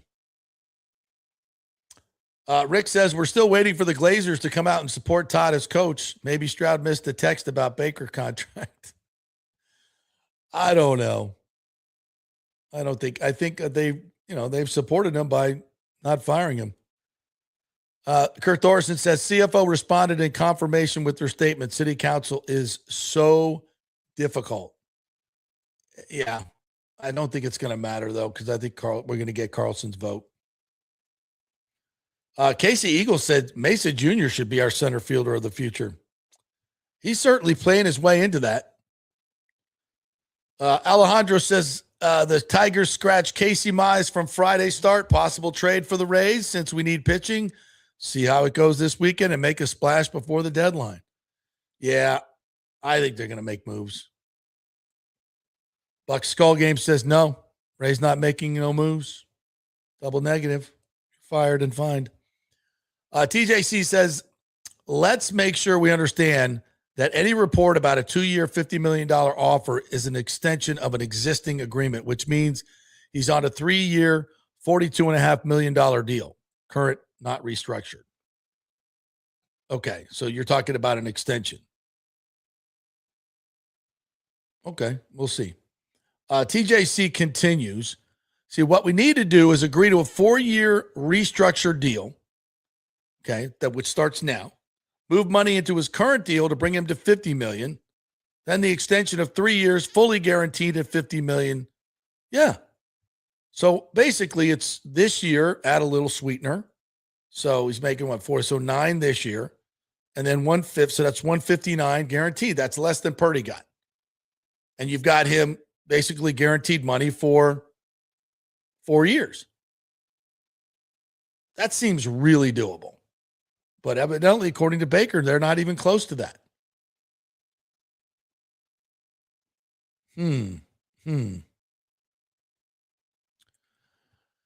All right, James says the Bucs want Baker, but not on a 7-10 team that's on bowls, JP. If Baker balls out and the Bucs go 10-7, they will franchise him, and during that time, he gets a massive deal. If they go 7-10, nope. Okay, we get all this, guys. From a structural standpoint, from a Bucs standpoint, yeah. Of course you want him to play out his last year of his contract. Everybody wants that. But you also run the risk of him getting to free agency in some way. And you're hamstringing yourself moving forward if you have to franchise him. It's not the most economical use of your money. And again, it's the message that you're sending. Do you want to be a culture building organization where everybody's aligned, ownership, management, players, moving in the right direction, working in one column goal? Or do you want to hire a bunch of mercenaries and say it's just about business? We're not going to guarantee any final years of your contract. If you get hurt, you're screwed. We don't care. You're pieces of meat. We're paying you. Go out and play. That's the culture you're fostering now by doing this with Baker. You can play that game. Absolutely you can. But what are you building as an organization? Who wants to come play for you? What are the players saying in the locker room? Some of you say, I don't care. You're a pro. Go out and play. That's fine. You're not going to get the best out of your players. You're not. In my opinion. I think it's a cold and calculated way to deal with players, and I don't think it works in the long term.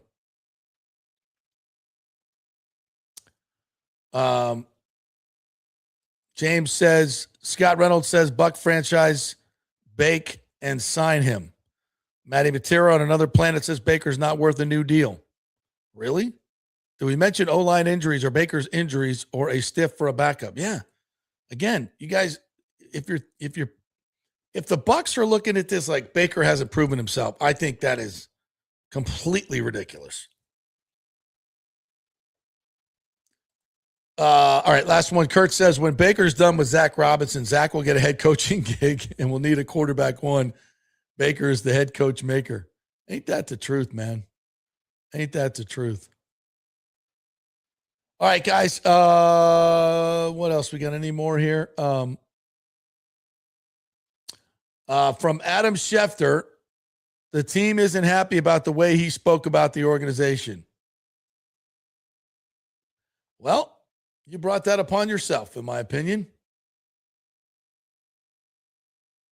I don't think you can treat players like this, and then when they get mad and they're candid with the media, get upset about it. I'm sorry.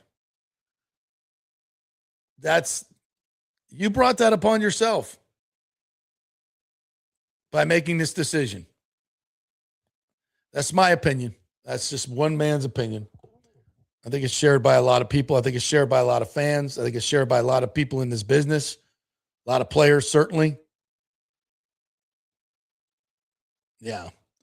One more from TJC. He says, that's spot on. And you think it's doable, but you got clowns out here who don't understand contracts. Organizations will play it's new money. And sure, but it's now how the APY works. Not sure I understand all that, and I didn't read it very well, TJC. But I think to your point, with the franchise tag, it's not as easy as you guys think. You're creating problems when you don't need to. See, the problem is the Glazers probably have sticker shock that they finally have to pay a quarterback what a quarterback is worth. They haven't had to do that forever. And you probably don't want to do it, but you've also been in quarterback purgatory most of your franchise's life. And you got a guy who ain't perfect, but he's pretty damn good. He's a great fit. He's entertaining. He loves to be here. He used to love the organization, probably not much now. Look, if I was running this team, it would be a lot different. Liam Cohen would be the coach. Baker would have a new deal. So would Vita. Mike would still be here. That's my story, and I'm sticking to it. And I think that's completely doable. had you made that decision, number one, on Liam, and I think you'd be in a much better situation.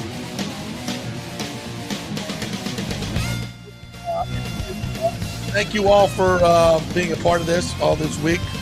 Great week. We had the mayor on, Bill Carlson. We solved that deal. That's pretty cool. And we got the rest done as well. So just take this with you to your weekend. I'll leave this right here for you. Yeah. Have a Ron Burgundy kind of weekend, everybody. Have a scotch for me. Maybe 2 or 3. Go Rays. We'll see you on Monday, right after training camp. Don't forget, next week as well, most of our shows will be noon to 2. So check your social media every week. See ya. Have a great weekend. Love you, Tampa Bay.